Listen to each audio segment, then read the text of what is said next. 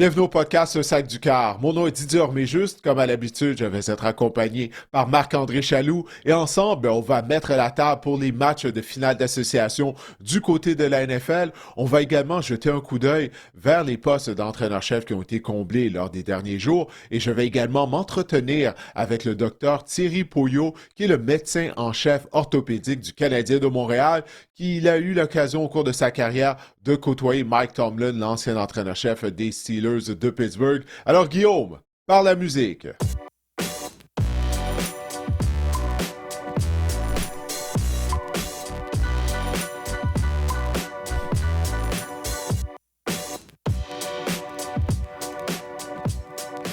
Marc-André, ça n'arrête pas de bouger du côté de la NFL. En plus des éliminatoires, bon, on sait, il y a plusieurs entraîneurs-chefs qui ont été congédiés. Près du tiers de la Ligue a été à la recherche d'un nouvel entraîneur-chef, ou plutôt, je devrais dire, était à la recherche d'un nouvel entraîneur-chef, étant donné qu'il y a des postes qui ont été comblés au cours des derniers jours. Il n'y a pas il y a pas un congédiement qui a fait plus jaser que celui de Sean McDermott par les Bills de Buffalo. Non seulement le Hmm. congédiement de Sean McDermott, mais aussi la promotion de Brandon Beane là, au poste de Ben président oui. de l'équipe. On a reçu, Didier, une pléiade de questions à ce sujet. Véro Boutin sur Instagram. Est-ce que vous êtes surpris du congédiement de Sean McDermott? Selon moi, c'est le DG qui aurait dû quitter, mais non. Promotion, le coach fait avec son staff. Le management n'a rien fait pour amener des armes offensives. Ils n'ont pas de 20, 64-10 sur YouTube, un peu dans la même veine. La décision des Bills de changer d'entraîneur est justifiée, mon opinion à Saint-Saëns. On parle quand même de 8 présences éliminatoires avec des apparitions au championnat de la l'AFC, avec des clubs souvent assez médiocres si on exclut Josh Allen, considérant que seulement 5 équipes différentes ont gagné le Super Bowl depuis 2017. On peut quand même considérer les Bills qui ont eu comme quoi qui ont eu comme une équipe qui a eu du succès. Et en plus, Arba et Stefanski sont déjà signés ailleurs. Dans le bassin de candidats est assez médiocre rendu là. Et Benro77 sur Instagram aussi, ça va à peu près dans le même sens. Salut les gars. Salut les gars. Croyez-vous que de congédier Sean McDermott va aider les Bills? Selon moi, l'entraîneur, c'est pas le problème. On a manqué de joueurs vedettes en attaque et en défense, Didier. Sean McDermott fiche de Mhm. 98-50 en saison régulière, deuxième plus haut total de victoires depuis sa nomination au poste d'entraîneur-chef. Seulement 8 et 8 en éliminatoire, donc gagne-perd, gagne-perd, gagne-perd à chaque année. Est-ce qu'on voulait simplement là, passer à autre chose, essayer de changer la recette un peu? Là? Ben, il y avait un conflit à Buffalo, hein. C'est ce qu'on a appris lors des derniers jours, entre Sean McDermott et l'ancien DG Brandon Beane, plus que maintenant, comme tu l'as dit. Il a été promu à titre de président des opérations football du côté de l'organisation des Bills de Buffalo. Puis ça, Marc-André, ça fait pas de sens. Parce que des histoires qui ont été rapportées par les médias depuis le congédiement de Sean McDermott voyait la formation des Bills un peu comme toi et moi. Ça fait 2 ans qu'on en parle, toi et moi, que les Bills de Buffalo, c'est une bonne équipe de football, mais quand tu regardes la formation, quand tu vas position par position, il y a un manque de joueurs d'impact. Une fois que tu retires Josh Allen et James Cook, on n'a pas de receveur numéro un. On s'en est parlé pendant toute la saison, toi et moi. On n'a pas de chasseur de quart hors pair. Puis ça, ce sont des points que Sean McDermott a soulevés, en plus, lors des dernières semaines, des derniers mois. Apparemment, ça n'a pas du tout plu à Brandon Beal, qui était le DG, également au propriétaire de l'équipe, M. Pegula, le propriétaire des Bills de Buffalo. Puis, Marc-André, ça me fait penser, il y a, mon Dieu, peut-être quoi, une quarantaine d'années de ça, là, je ne sais plus. Bill Walsh, je connais Bill Walsh, l'ancien grand entraîneur-chef Mhm. des 49ers de San Francisco durant les années 80. Dans un de ses livres, il parle de comment, à chaque fois, c'est l'entraîneur-chef qui est cut. Pourquoi c'est toujours l'entraîneur-chef qui est la solution facile, qui est congédié lorsque ça va pas bien du côté d'une équipe? Puis qu'est-ce qu'il décrivait là-dedans? Puis je crois vraiment que ça s'applique à ce qui s'est passé à Buffalo.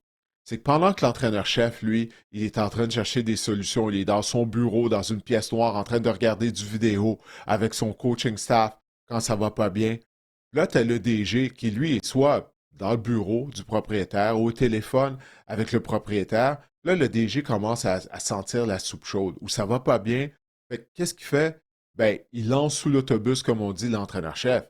Il dit au propriétaire, ben écoute, la formation est bonne, j'ai donné des joueurs de talent, je comprends pas, c'est l'entraîneur qui développe pas les joueurs, c'est pas de ma faute à moi. Hein, tu sais, il va dans le bureau, comme dans le domaine professionnel, ça arrive régulièrement. Je suis sûr que les gens qui nous écoutent, qui nous regardent, ont sûrement vécu des situations pareilles au travail ou vivent des situations comme ça. Puis je crois vraiment que c'est ça que ça s'applique, ça, à Buffalo. OK? Parce que Bean avait l'oreille du propriétaire. Le propriétaire a décidé de blâmer Sean McDermott parce que lui, comme Bean, il est pas d'accord que la formation n'est pas assez bonne. Mais encore une fois, quand tu regardes les Bills, c'est qui a repêché Keon Coleman? C'est Bean. C'est qui a mis sous contrat Joey Bosa, qui a été invisible lors des deux rencontres éliminatoires? C'est Bean, le DG. Tu sais, cette formation-là a été mal construite. C'est le directeur général qui en est responsable. Puis Charles McDermott, il l'a soulevé, ça. Tu sais, lui-même, il trouvait que ce pas une grande édition que les Bills avaient en 2025. Donc, McDermott voit ça du même œil que nous. Puis je trouve que c'est regrettable que c'est lui qui paye le prix, en plus de la décision controversée des officiels durant la rencontre à Denver. Mais du côté de Buffalo, on aurait dû faire le ménage complet. Si on était pour se débarrasser de Sean McDermott, on aurait dû également congédier Brandon Beane. Puis au lieu de ça, Brandon Beane a une promotion là-dedans. Il a réussi à se manigancer une promotion. Euh, Regarde, les choses vont pas mieux aller du côté de Buffalo, je crois sincèrement. Parce que le problème est toujours là au sein de l'organisation et c'est Brandon Beane. Bon, par où commencer, Didier? Faut peut-être préciser aux gens que Sean McDermott avait été embauché avant Brandon Beane. Donc, on a trouvé Brandon Beane, puis Sean McDermott, on allait de concert, on allait main dans la main. On parle ici de l'été, 2017. Par la suite, ça s'est gâté, évidemment, et on a vu justement, là, tu en as parlé dans les dernières semaines, même que Sean McDermott lançait des pointes là, envers Brandon Beane en conférence de presse, en Mhm. point de presse, se demandait pourquoi qu'on avait fait l'acquisition de Darius Slay, entre autres, là, le fameux le joueur des Bills qui était à la rencontre des Eagles en passant, en éliminatoire. Ben oui. Pourquoi qu'on n'avait pas été.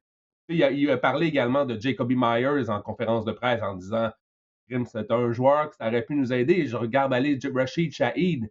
C'est un peu ça qu'on a besoin du côté des Bills, un gars pour retirer les défenses dans les zones profondes. Exact. Écoute, Didier, Brandon Beane, depuis qu'il a repêché Josh Allen, donc depuis Josh Allen en 2018, il a repêché 56 joueurs. J'ai une question pour toi. Des 56 joueurs, combien de joueurs ont été élus au Pro Bowl? Là, tu vas me dire que le Pro Bowl, parfois, c'est un peu galvaudé comme truc, mais quand même, là, ça prouve un peu les succès des joueurs au cours d'une saison. Donc, des 56 joueurs repêchés, combien ont fait le Pro Bowl depuis que Josh Allen est avec les Bills? Ben, ça doit être un petit nombre, je veux dire 4. Deux seulement. 2 seulement. James Cook J'ai pas de et misère à le croire. Dawson Knox. James Cook et Dawson Knox. Donc, on repêche des joueurs moyens. On avait fait un bon repêchage, mais c'était le repêchage de McDermott en 2017.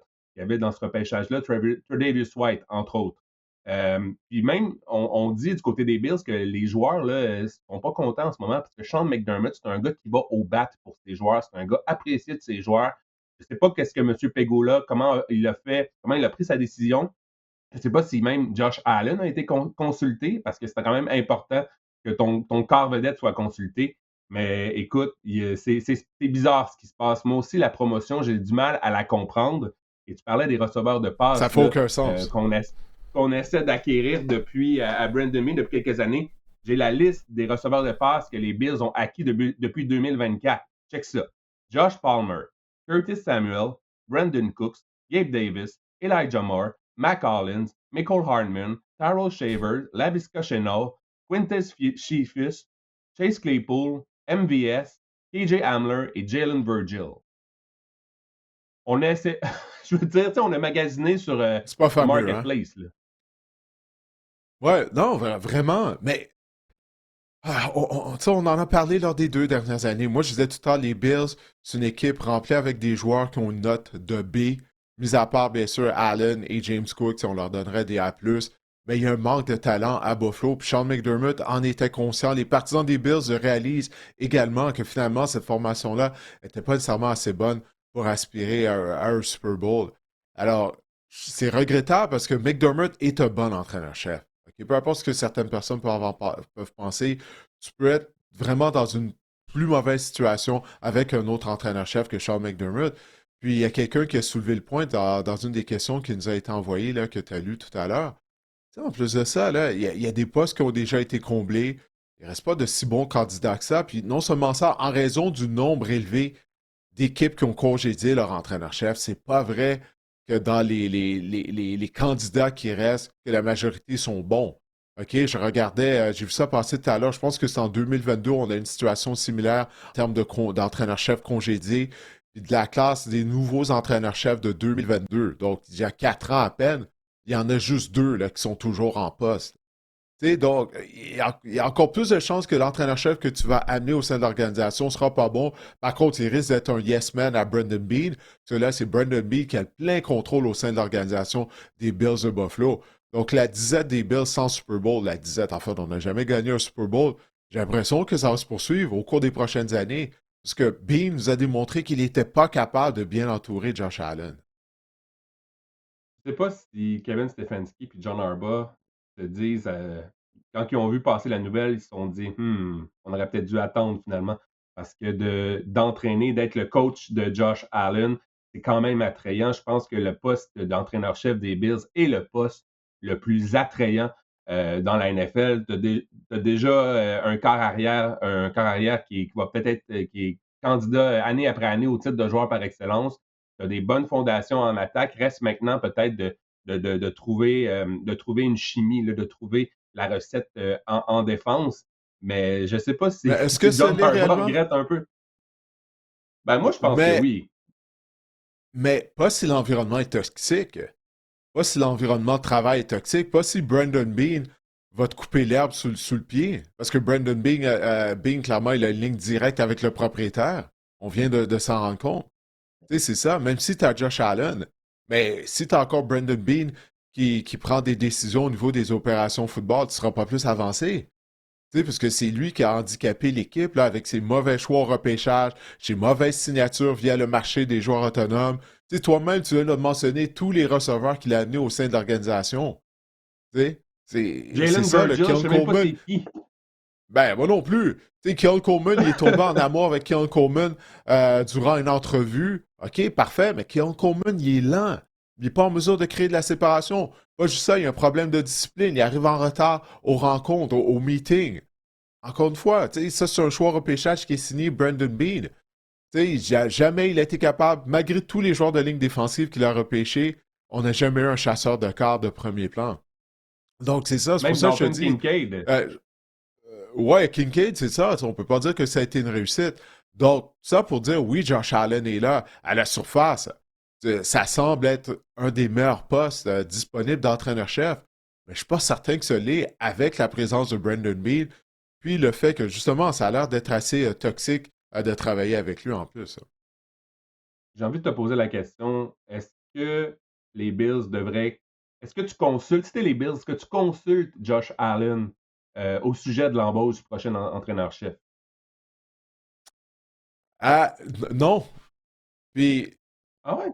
je ne sais pas si tu avais vu le point de presse du propriétaire des Ravens de Baltimore la semaine dernière. Ouais. Lorsqu'on lui a posé la question que tu viens de demander, on lui avait posé une question similaire, toutefois, concernant Lamar Jackson. On lui avait demandé ce qu'il allait consulter Lamar Jackson afin de choisir son prochain entraîneur-chef. Puis il a dit, ben écoute, Lamar, je l'ai invité aux réunions, j'espère qu'il va venir, mais il dit, il va pouvoir émettre son opinion, mais il n'aura pas de pouvoir. Il a dit, c'est moi qui ai le pouvoir. He's powerless. I have the power. C'est ça qu'il a dit. Puis les propriétaires ont le dernier mot au bout du compte, Marc-André. C'est eux qui ont le pouvoir. Donc, on va peut-être consulter Josh Allen afin d'avoir son avis, mais le propriétaire va faire qu'est-ce qu'il veut. C'est quoi? C'est lui qui paye le chèque de paye de Josh Allen. C'est le propriétaire qui est le Ah, je suis d'accord. milliardaire. OK? Tout comme le propriétaire des Ravens, c'est lui qui est milliardaire. OK? Donc, c'est lui qui dit à Lamar quoi faire. C'est lui le boss, c'est lui le patron. Donc, je m'attends à que ce soit la même chose du côté de Buffalo.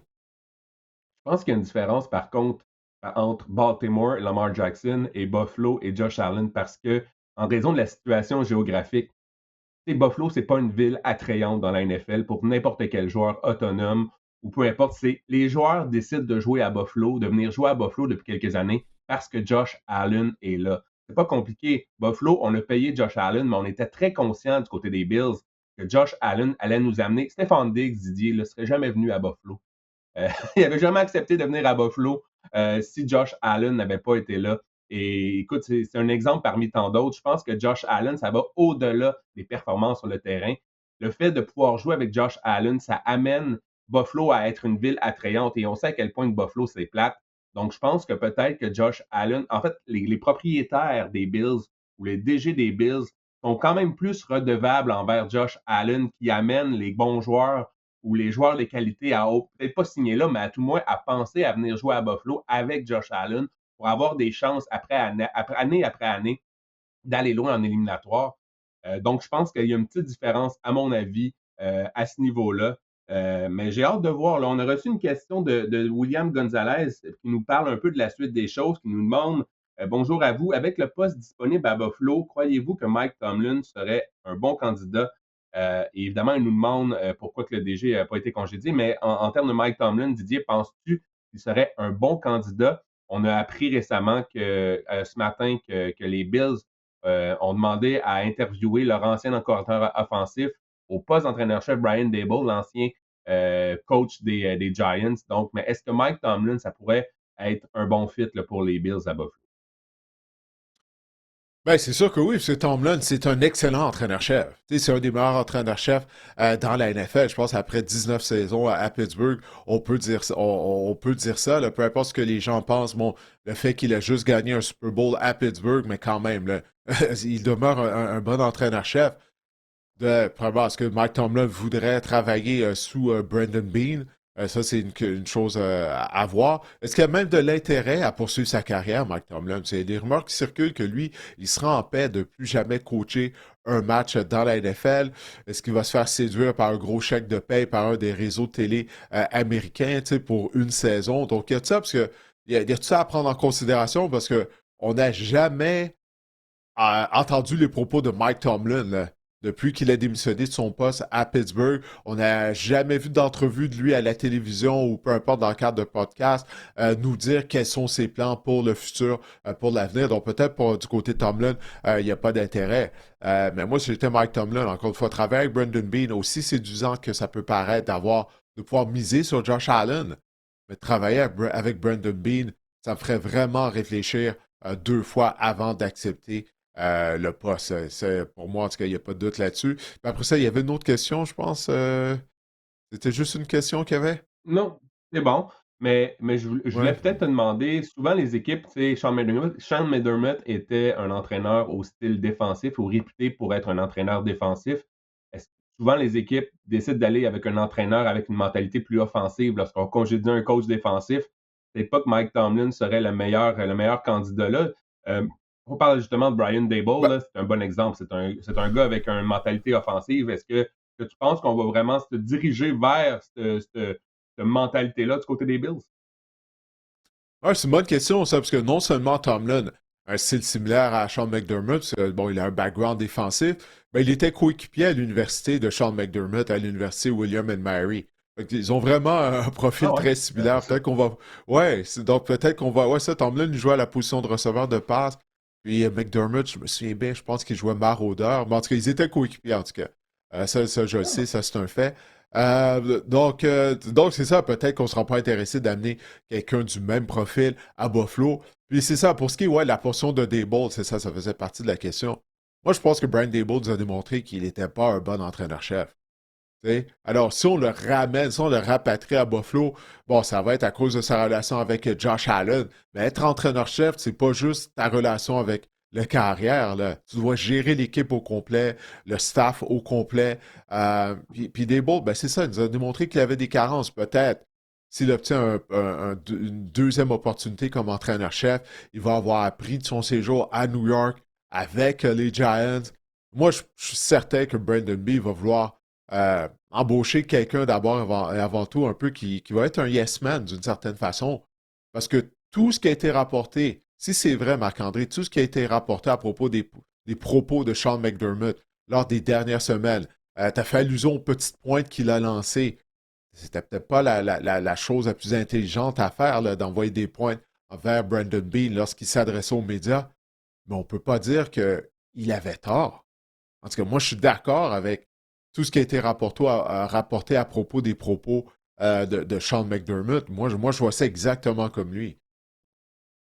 Moi, j'exclus pas non plus la promotion de Joe Brady à l'interne aussi, là. Ça pourrait être ça. Tu parles de Yes Man, un gars dans Ah, l'organisation dont l'attaque a connu du succès. Ça pourrait être ça aussi, selon moi, là. ouais, peut-être. Moi, j'ai aimé le travail de Joe Brady en tant que coordinateur à l'attaque des Bills cette année, tu sais. Puis lors des deux rencontres éliminatoires, il y a eu des carences au niveau de l'exécution, bon, de certaines passes de Josh Allen, le catch ou pas catch de Brandon Cooks et tout ça, mais je trouve que Brady a fait du bon boulot dans l'ensemble en tant que coordonnateur. Mais comme je le dis tout le temps, le fait d'être un bon coordonnateur, ça assure jamais que la personne sera un bon entraîneur-chef. Et puis, est-ce que Brady veut travailler sur Brandon Bean? Parce qu'oublie pas ça, là, il a été aux premières loges pour voir la Hmm. détérioration de la relation entre McDermott et Bean. Donc, peut-être que lui, il disait, moi, je veux rien savoir de ça. Je préfère être coordonnateur avec une autre équipe. Bref, c'est la zizanie à Buffalo, mais comme je l'ai dit d'entrée de jeu, je crois pas que la situation des Bills va s'améliorer avec ce qui vient de se passer lors des derniers jours. Mais de ce que je comprenais, c'est parce que les deux, et McDermott et Bean, se rapportaient à Terry Pegula. C'est quand même un organigramme qui fonctionne pas. Puis on avait Ouais. la même chose un peu du côté des Sabres de Buffalo, l'autre équipe dans la Ligue Puis nationale comment de ça Terry va? Comment ça Pegula. va les sabres? Comment ça va les sabres? Non, mais Tu finalement, on suis a plus le changé la hockey que moi, patente. Là, comment c'est ça va? maintenant. Non, Hmm. ça va bien ces Non, temps-ci mais avec c'est les quand la Sabres. dernière C'est fois bien qu'on a honnête. participé aux éliminatoires du côté des sables de Buffalo? Ça fait Hein? longtemps. Ça fait longtemps. Ça fait plus 2004, d'une douzaine 2005, dans ces d'années, ça fait coins-là. très longtemps. Ouais, Ben, c'est ouais. ça. Fait que Pegula, comme propriétaire, il commence à être terrifiant, là. Mais je pense que c'est un peu ça, on veut revenir à la base. L'entraîneur-chef se rapporte au directeur général et le directeur général se rapporte au propriétaire. Parce que là, on avait embauché, comme je le disais, le directeur général après l'entraîneur-chef. Fait que les deux avaient leur mot à dire. Lorsqu'on est main dans la main, lorsque tout va bien, ça Mais, fonctionne. Mais lorsqu'on commence à être écorché mais, d'un mais, côté ou de l'autre, ben, c'est ça qui arrive. Oui, si je me souviens bien, à l'époque, c'est McDermott même qui avait insisté à ce que ouais. Bean soit le DG, finalement. Tu sais, puis ça a Mhm. marché pendant quand même, Absolument. quoi. Tu parles de quoi, 2017, 2018, on est rendu en 2026, ça a marché pendant longtemps. Tu sais, mais là, c'est l'ego de Brandon Bean, on dirait qu'il se met dans le chemin, parce qu'il ne veut pas reconnaître qu'il a fait des mauvais choix au repêchage, au niveau du marché des joueurs autonomes. Je pense que McDermott, il a fait ce qu'il pouvait avec les ingrédients qu'il avait cette année, là. Tu sais, réellement. Mais c'est un sport de résultats. Puis de l'autre côté, on est en train de gaspiller les années de Josh Allen à son apogée, veut pas. On n'est pas capable d'avancer. Je pense qu'en bout de ligne, c'est un peu. Si je me mets dans la peau du propriétaire, je me dis, bon, on va peut-être changer les choses parce que de toute façon, on est toujours, on stagne toujours à la même place. Donc, si je me mets dans les yeux, dans la peau du propriétaire, je pense que c'est un peu ça qu'on pense du côté des Bills. On passe au Titan, Didier. On a fait le tour. Ben oui, allons-y. Les Titans ont embauché Robert Saleh comme entraîneur-chef et ce sera son deuxième séjour à titre d'entraîneur-chef. Avait été entraîneur-chef des Jets de 2022 à 2020, non, de 2021 pardon, à 2023. Lors de ses deux dernières saisons avec les Jets, fiche de 7 et 10, la défense des Jets était quand même assez redoutable. C'est quatrième et douzième pour le plus bas total de points alloués par match dans la NFL. Et on a reçu une question également de Véro Boutin qui est en feu cette semaine sur Instagram. Il demande, ben en plus, c'est plus un commentaire. Sarlah qui a été engagé, le préféré de Didier, pauvre titan Didier. On a passé d'une place qui va être convoitée, celle d'être entraîneur-chef des Bills, à celle qui ne l'était pas du tout. On dit entre les branches que John Harbaugh a annulé même son entretien parce qu'il a préféré, lorsqu'il a signé avec les Giants, même chose pour Stefanski. Donc, les Titans, on n'était pas vraiment une destination de choix. On s'est rabattu sur Robert Saleh. Est-ce que tu penses que c'est un bon choix? Écoute, moi, je n'ai pas trouvé que Saleh nous avait démontré qu'il était un bon entraîneur-chef avec les Jets de New York, surtout en termes de leadership. Souviens-toi, là, il se faisait piétiner par Aaron Rodgers. Aaron Rodgers ne le respectait pas. C'est complètement différent de ce qu'on a vu lors de la dernière saison de Rodgers à Pittsburgh sous Mike Tomlin. Clairement, il respectait Mike Tomlin. Euh, Puis c'est ça, lorsqu'il s'adressait aux médias, lorsqu'il était entraîneur-chef des Jets, Robert Saleh, il y a certaines choses qu'il disait, ça faisait en sorte que je me grattais la tête. J'étais comme, ben, est-ce qu'il sait réellement qu'est-ce qu'il fait. Je vais lui donner le bénéfice du doute parce que c'est à quel point les Jets sont dysfonctionnels. Les Jets et les Browns, pour moi, quand quelqu'un se fait congédier de cette organisation-là, je leur donne le bénéfice du doute. Là, Kevin Stefanski va avoir une deuxième opportunité comme entraîneur-chef à Atlanta. On va voir qu'est-ce que ça va donner. Je vais lui donner le bénéfice du doute parce qu'il était à Cleveland. Mais là, ça va être qui son coordinateur à l'attaque? Ça va être Ah, voilà. qui sera en charge de développer Cam Ward? Ça, c'est la grande question. Parce que là, les rumeurs qu'on entendait hier, lorsque je dis hier, c'était la journée de mardi, on enregistre le podcast le mercredi matin, c'était qu'il allait être réuni avec Mike McDaniel. Mike McDaniel allait devenir son coordinateur à l'attaque. Toutefois, mardi soir, ben là, on a appris que Mike McDaniel a été embauché par Jim Harbaugh et les Chargers afin d'être en charge de l'attaque de Los Angeles et de Justin Herbert. Donc, qui sera maintenant le choix là, de Robert Saleh pour être son coordinateur offensif et être en charge du développement de Cam Ward? Parce que Saleh nous a démontré à New York qu'en tant qu'entraîneur-chef, ben, il n'a pas fait du bon boulot. Tout d'abord, avec Sam Darnold, il ne faut pas oublier que Darnold était carrière des Jets lorsque Saleh a été embauché. Et après ça, avec Zach Wilson, on n'a pas développé Zach Wilson. Zach Wilson a une partie du blâme là-dedans, mais quand même. Donc, moi, c'est ça qui m'effraie de l'embauche de Saleh par les Titans du Tennessee.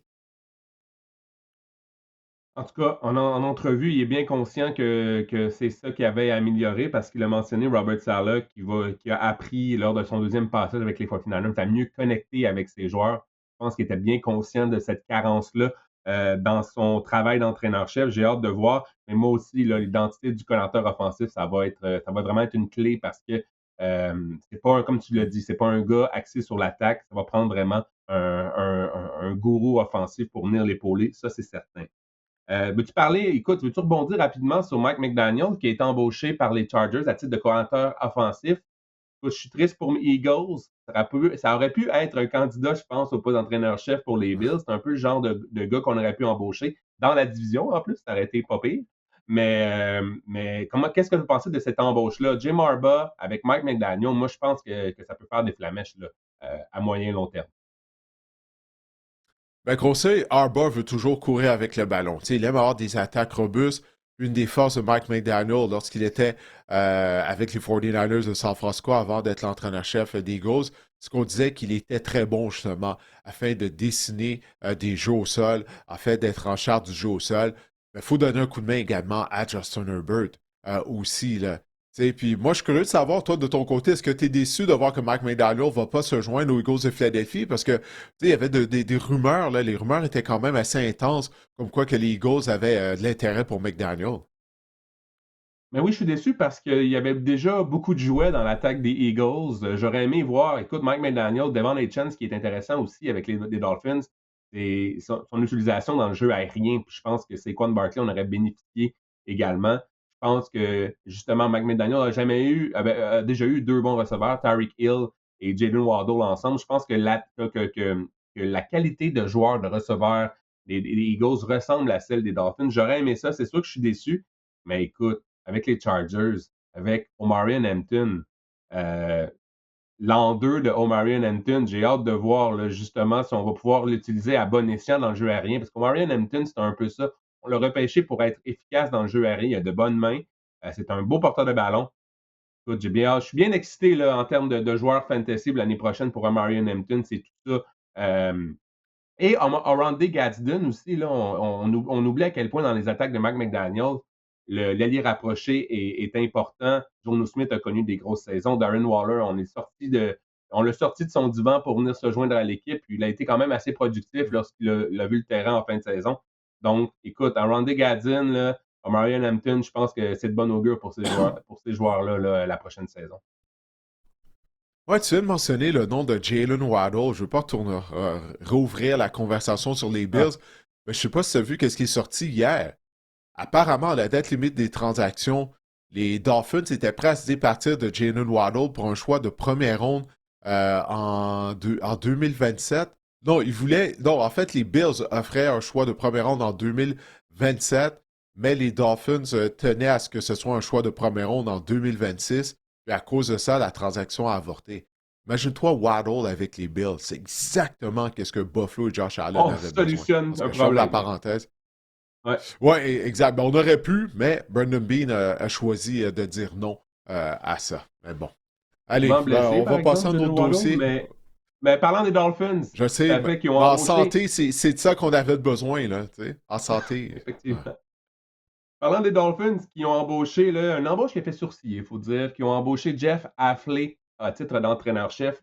Il était le coordinateur défensif des Packers. Et un peu plus tôt dans la semaine, ils avaient également embauché John Eric Sullivan au poste de directeur général, qui lui était le vice-président du personnel chez les Packers. Véré Boutin, encore une fois, nous demande, parlant de coaching job, les Dolphins, je suis fan des Packers, je n'aurais jamais considéré Jeff Hafley. Comment, en voyant notre défense, on peut se dire que je veux ce Hmm. gars-là? De tous les choix, je suis surprise. Didier, es-tu aussi surpris que Véro en prenant l'embauche de Jeff Hafley? Non, pas autant que Véro. Je suis pas aussi surpris que Véro. Là, c'est vrai que la défense des Packers a mal terminé la saison. On en a parlé. Bon, ça coïncidait bien sûr avec la blessure à Michael Parsons. Avant ça, la défense des Packers jouait bien. Même l'année dernière, sous Hafley, on avait vu une grande amélioration de la part de l'unité défensive des Packers de Green Bay. Hafley a déjà été entraîneur-chef, mais c'était à l'université Boston College. Puis vraiment, bon, je pense pas qu'on peut utiliser ça afin de l'évaluer parce que être entraîneur-chef au football universitaire américain, comparativement à la NFL, c'est tellement différent, encore plus de nos jours là, avec les NIL et tout, au football universitaire. Moi, j'ai surtout hâte de voir qui sera le collateur à l'attaque de Hafley, encore une fois, parce que c'est vraiment une situation particulière là, qu'il hérite, là, avec la situation des quarts à Miami, le gros contrat de Tua qui fait en sorte, on dirait, que ça va être très difficile des Dolphins de se départir de Tua. Puis, est-ce que ça va être finalement Miami sera la destination de Malik Willis, Marc-André? Parce Ouais, que là, Affley, il connaît bien Malik Willis, étant donné que les deux ont fait partie de Sullivan l'organisation aussi. des Packers de Green Bay. Donc, Sullivan aussi. Donc, est-ce que c'est la prochaine étape, là, Miami, l'arrivée de Malik Willis au mois de mars via le marché des joueurs autonomes? Tu es en train de connecter les points ensemble, là, Didier. Mais Hein? oui, Jeff Hafley, fiche de 22-26 à Boston College. Ensuite, il avait été euh, co co-coordonnateur défensif des Buckeyes d'Ohio State avant de faire le saut dans la NFL, entre autres comme coach des demi-défensifs, entre autres des Buccaneers de Tampa Bay. Mais moi, Didier, là, on parle des embauches et tout. Je trouve qu'il y a plusieurs embauches défensives de spécialistes défense, de coordonnateurs défensifs qui deviennent entraîneurs-chefs. Je trouve que le bassin de gourous offensifs ou de génie en attaque est quand même mince. Même parmi les candidats qui restent, là, un gars comme Brian Flores, c'est un coordonnateur défensif. Mhm. Jesse Minter, on parle de lui là, comme quoi c'est un coordonnateur, il est très convoité, c'est un coordonnateur défensif avec les Chargers. Donc, il reste Mike McCarthy qui pourrait faire un retour, qui est un gars axé sur l'attaque. Mais je trouve que justement, là, tout le monde se cherche des génies à l'attaque, des gars pour aider des jeunes corps ou aider des attaques. Je pense que la liste est quand même mince à ce niveau-là. Ouais, t'as raison, mais c'est ce qui arrive lorsqu'il y a autant de congédiements tous les ans. À un moment donné, c'est pas vrai qu'il y a quoi, une demi-douzaine de bons candidats avec des backgrounds en attaque là, à tous les ans. Tu sais, Steve ça, c'est tout Kingsbury à fait faux. aussi. Tu sais. Ouais, ben ça, là, on entend moins son nom, hein. Ouais. Tu sais, souviens-toi, il y a deux Mhm. semaines, c'est drôle que tu mentionnes son nom, là. Je sais pas, en tout cas, il me semble que ça fait longtemps que j'ai pas vu des rumeurs avec le nom de Cliff Kingsbury. Non, c'est un Ouais. bon point que tu amènes. Mais en même temps, tu sais, les attaques de Kingsbury, elles fonctionnent toujours bien durant sa première année. Là, il y a une baisse de régime à sa deuxième année. Tu sais, on l'a vu du côté des Commanders. Lorsqu'il était entraîneur-chef avec les Cardinals, souviens-toi, ça avait très bien commencé pour Kyler Murray. Puis après ça, c'est comme si les défenses s'ajustent à son attaque. Bref. Mais ouais, c'est vrai, on entend moins parler là, de Kingsbury dans des rumeurs. Même chose pour Greg Roman, c'est la même chose. Je pense juste que Greg Roman ne sera peut-être pas de ce carrousel-là, mais c'est un peu la même chose. Des attaques fracassantes d'entrée de jeu avec des nouvelles formations, puis par la suite, ça s'estompe. Donc voilà. On a un tableau Didier Ouais. des postes qu'il On reste n'a à pas combler. parlé. Vas-y, Ouais, mais on n'a vas-y. pas parlé de l'embauche de John Harbaugh par les Giants, hein? Ah, OK, écoute, ben ouais, vas-y. Remercié Ouais, par c'est ça. Donald Je me Trump, souviens pas d'ailleurs, son. commenté. Comment? Qu'est-ce que t'as dit? Donald Trump en a parlé, là, d'ailleurs, de l'embauche de John Harbaugh Ah, non, avec les non, non, Giants. non. Ah, ah. Mais bon. Ah, ouais, Mais je sais que vous avez on va skipper cette partie-là. On va skipper cette partie-là, mais ouais, qu'est-ce que ça allait dire? Stefanski lundi avec Renault, mais OK, John Harbaugh, Didier, est-ce que c'est une bonne embauche? Est-ce qu'il regrette d'avoir choisi les Giants aussitôt, finalement? Un peu ça ma question. Ah, peut-être que oui, ça, il va jamais le dire, hein. Et ça, il va jamais le dire, mais encore une fois, ça, c'est une autre situation qui est particulière. Parce que là, John Harbaugh, il a eu son point de presse mardi. Puis là, plusieurs des questions durant son point de presse étaient concernant sa relation avec Joe Shane, le DG. Là, c'est vraiment une situation particulière. Harbaugh devient l'entraîneur-chef des Giants, mais toutefois, il se rapporte directement à la famille Mara qui est propriétaire des Giants. Donc, c'est lui, d'une certaine façon, pas d'une certaine façon, c'est lui qui va avoir le dernier mot là, sur Joe Shane. Puis Joe Shane l'a dit, il a dit qu'il n'avait pas de problème avec ça. C'est sûr qu'il n'y a pas de problème avec ça. Ça lui permet de conserver son emploi. J'imagine que c'était ça, ou bien on va te congédier. Mais tu trouves pas ça particulier, Marc-André? C'est comme Très relation, là. On particulier. parle d'un mariage arrangé, là, vraiment, tu sais. Écoute, il sert à quoi, Joe Shane, d'abord? Ben, je sais pas. Je sais pas. Je trouve ça bizarre, moi aussi. Je trouve ça Il bizarre. doit C'est avoir quoi? des Bon, choses trouve-nous au des quotidien joueurs, mais représentation dans les réunions de DG, peut-être, des affaires comme ça au quotidien, mais tu sais, directeur général qui n'a pas son mot à dire c'est ou bizarre. qui n'a pas la décision finale en tout cas, oui, vraiment. Non, c'est vraiment bizarre. Puis c'est pas comme si tu sais, qu'est-ce que tu viens de décrire, ça pourrait marcher si Shane avait été le choix d'Arba. Tu sais, des fois, tu vas embaucher un entraîneur-chef parce que tu tiens vraiment à l'avoir. Là, tu vas lui laisser choisir son DG. Il va amener quelqu'un avec qui Comme il a McDermott. déjà travaillé par le passé. Tu sais, on peut voir ça. Ouais, ouais. Sauf McDermott s'est fait avoir 7 ans, 7 ans plus tard par Bean. C'est comme Game of Thrones, cette affaire-là, finalement. Au Ouais, niveau des équipes de la NFL, c'est comme Game of Thrones. On est prêt à tout. Tu peux décapiter n'importe qui, n'importe quand. Pour pouvoir t'asseoir sur le trône, finalement. Tu sais, c'est fou. exact. Mais écoute, moi, je trouve que c'est pas une situation viable à long terme. Mais écoute, ça fonctionne au début, peut-être. Mais je veux dire, finalement, John Harbaugh, c'est le directeur général, entraîneur-chef. C'est le Reggie Dunlop déguisé, en fait, là, en ce moment. Un peu, d'une certaine façon, mais puis l'autre chose, est-ce qu'on est convaincu que John Harbaugh a toujours sa balle rapide? C'est prendre l'expression au baseball, là. C'est comme un lanceur qui lançait à Mhm. 97-98 000 à l'heure. Ce que je veux dire par là, parce que là, John Harbaugh, il y a une raison pourquoi on l'a congédié à Baltimore. Puis là, est-ce qu'il peut recréer, retrouver sa touche magique en tant qu'entraîneur-chef? Il est rendu à un certain âge, là, quand même, John Harbaugh. Là. Donc, il y a ça aussi à prendre en considération. Est-ce qu'il va être capable de redresser le programme des Giants de New York qui tire de la patte depuis plus d'une décennie, depuis le départ de Tom Coughlin? Ça, je suis pas convaincu. Donc, oui, ça paraît bien pour les Giants. C'est un gros nom, Harbaugh. OK? C'était le candidat avec le plus gros nom. Mais est-ce qu'il. Je pense que ça vaut la peine de soulever la question, en fait, de savoir est-ce qu'il n'est pas sur la pente descendante, jumelé au mariage arrangé avec Joe Shane. Donc, je peux voir un scénario où ça va pas bien finir à New York. En tout cas, le temps nous le dira. Mais je trouve que ça commence d'une façon bizarre, là, cette relation-là. Guillaume, si tu veux remettre le tableau, je ne sais pas si tu es là, si tu veux remettre le tableau des postes à combler, merci. Donc, Didier, il nous reste les Bills, les Browns, les Cards. Écoute, Browns et Hmm. Cards, là, c'est pas une destination de choix, les Cards Non, particulièrement. merci. Non, Les- merci. non, les Ben, Raiders, les Ravens, les Steelers. Je veux dire, ouais. Ben, les Raiders, ils ont les ressources avec le repêchage. Ils ont beaucoup de choix au repêchage.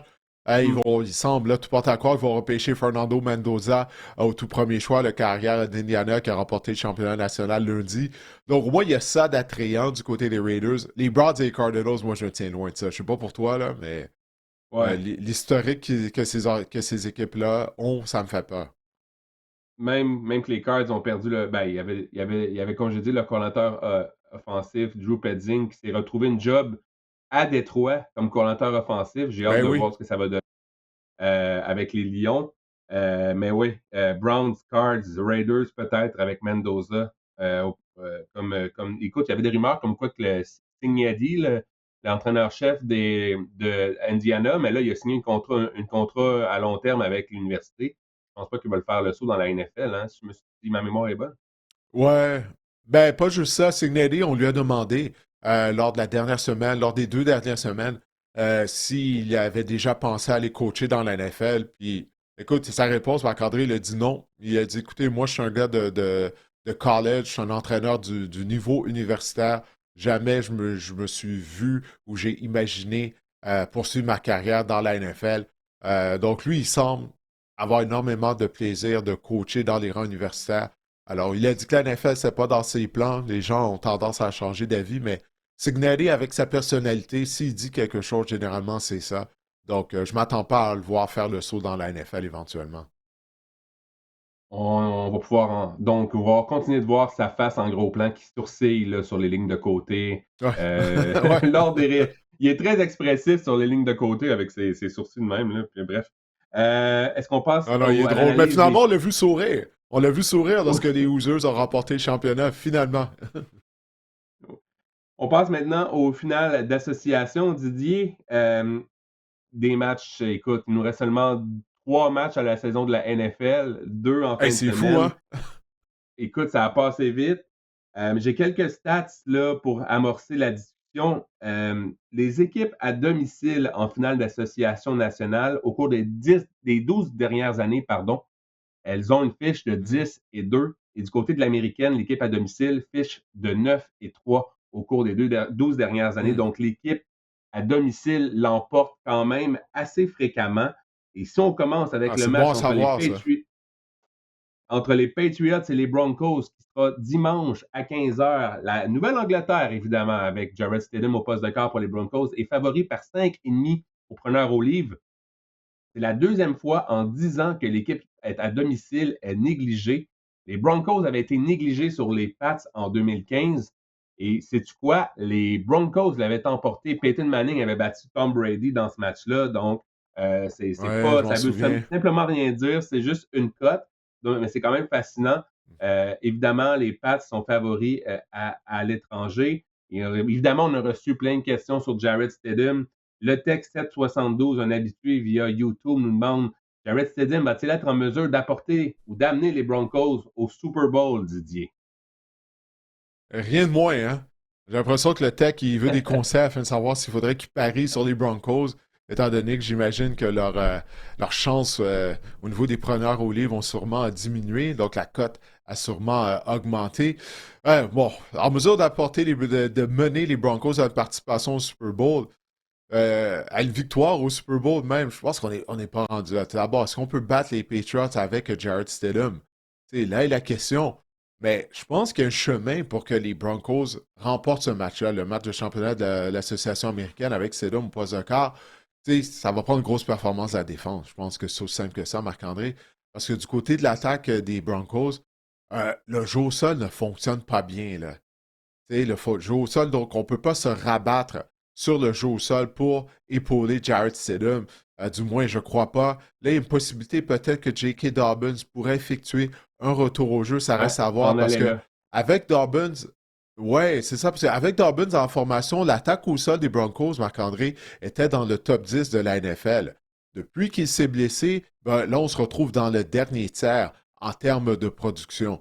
Et puis, Jared Stidham, il avait commencé sa carrière avec les Patriots de la Nouvelle-Angleterre. Je ne sais pas si tu te souviens, lorsqu'on l'avait repêché, on croyait, il y avait des gens au sein de l'organisation des Patriots qui croyaient qu'il pourrait devenir le dauphin à Tom Brady. Clairement, tout ça, ça ne s'est pas matérialisé. Mais Sean Payton semble avoir confiance en Stidham. Il dit de Stidham que pour lui, c'est meilleure carrière réserviste de la NFL. Bon, j'imagine qu'il essaie d'injecter une dose de confiance dans Stidham et au sein de ses joueurs. Mais je peux voir les Broncos quand même, le chauffer des Patriots, parce que l'attaque des Patriots, la ligne offensive des Patriots, c'est un problème. Là. Ok, on s'en est rendu compte contre les Chargers. On l'a vu encore une fois contre les Texans de Houston. Le bloqueur à gauche, Will Campbell, a beaucoup d'ennuis. Alors, tout ça pour dire, ouais, je peux voir un scénario où Stidham pourrait permettre aux Broncos de l'emporter dimanche contre les Patriots. Jared Stidham en a sa 7e saison dans la NFL, Didier. Il y a seulement 4 départs. Mais de ces 4 départs, c'est lors des semaines 17 et 18. Donc, et ça sera un premier départ, on Hmm. peut dire, sous pression, parce que lors des semaines 17-18, c'était lorsque ces équipes étaient éliminées. Donc, j'ai hâte de voir comment il va gérer ça, cette pression-là. Comme tu l'as dit, il a été repêché par les Pats, mais il ne faut pas oublier aussi que Josh McDaniels, le coordinateur offensif des Pats, l'aimait tellement, Didier, qu'il l'a même amené avec lui, avec les Raiders, lorsqu'il a eu le poste d'entraîneur-chef des Ouais, Raiders. Donc, ce serait intéressant de ouais. voir. On le connaît Mais bien là, du comment côté ça a été tout ça? Comment ça s'est passé tout bon, ça c'est à ça. Vegas? C'est sûr, mais tout ça pour dire que je pense que Jared Stidham, là où CJ Stroud a échoué, je pense juste que s'il gère bien le ballon et qu'il laisse la défense, s'il ne commet pas de revirement et qu'il laisse la défense des Broncos faire le travail, je pense que les Broncos ont une réelle chance de l'emporter. Mais c'est ça. Faut pas que tu lances 4 interceptions comme CJ Stroud la semaine dernière ou que tu sois Hmm. victime d'échapper. Et tu as parlé de J.K. Dobbins. Je sais que J.K. Dobbins, même s'il est de retour au jeu, ce ne sera pas à 100%, c'est sûr. Mais je pense qu'il apporte une dimension que les Broncos n'ont pas dans leur attaque au sol. R.J. Harvey, c'est un petit porteur de ballon. Jalen McLaughlin, c'est un petit porteur de ballon. On a vu Tyler Biday, c'est un Hmm. petit porteur de ballon. Donc, je pense que J.K. Dobbins, ça peut amener justement cette robustesse-là qu'on manque dans des moments critiques lorsqu'on est en troisième essai et court, en quatrième et court. On peut remettre le ballon à Dobbins. Ça, il va être en mesure de le faire. On en a Donc, besoin, hein. Ouais. je pense pas qu'on va le voir régulièrement sur le terrain, mais je pense qu'il pourrait être utile s'il est de retour au jeu là, aux Broncos. Hmm. Bien d'accord. Écoute, on a reçu d'autres questions aussi de Jean-Philippe Côté et d'Olivier Ponton-Lapointe sur Facebook qui vont essentiellement dans le même thème, c'est-à-dire demande un peu de respect, qu'on donne du respect là, aux Patriots de la Nouvelle-Angleterre. JP Côté, Hmm. quand c'est question des Pats, tout le monde a toujours son commentaire pour les dénigrer. Le calendrier facile, CJ Stroud était aveugle, le côté gauche de mai, mais les Pats passent toujours le test. À quel moment est-ce qu'on pourra Oh, les prendre CJ au Stroud. sérieux et leur donner du crédit? C'est toujours un plaisir de commencer ma semaine en vous écoutant le lundi matin quand je marche vers le travail. Merci Jean-Philippe. Et Olivier Ponton, Lapointe nous demande Salut Didier et Marc-André, ma question est tout simple. C'est quand vous allez être convaincus de donner du crédit finalement aux Pats pour leur succès?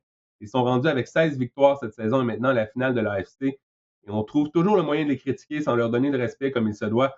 Passer de 4-13 à Hmm. 16-3, c'est quand même tout un exploit.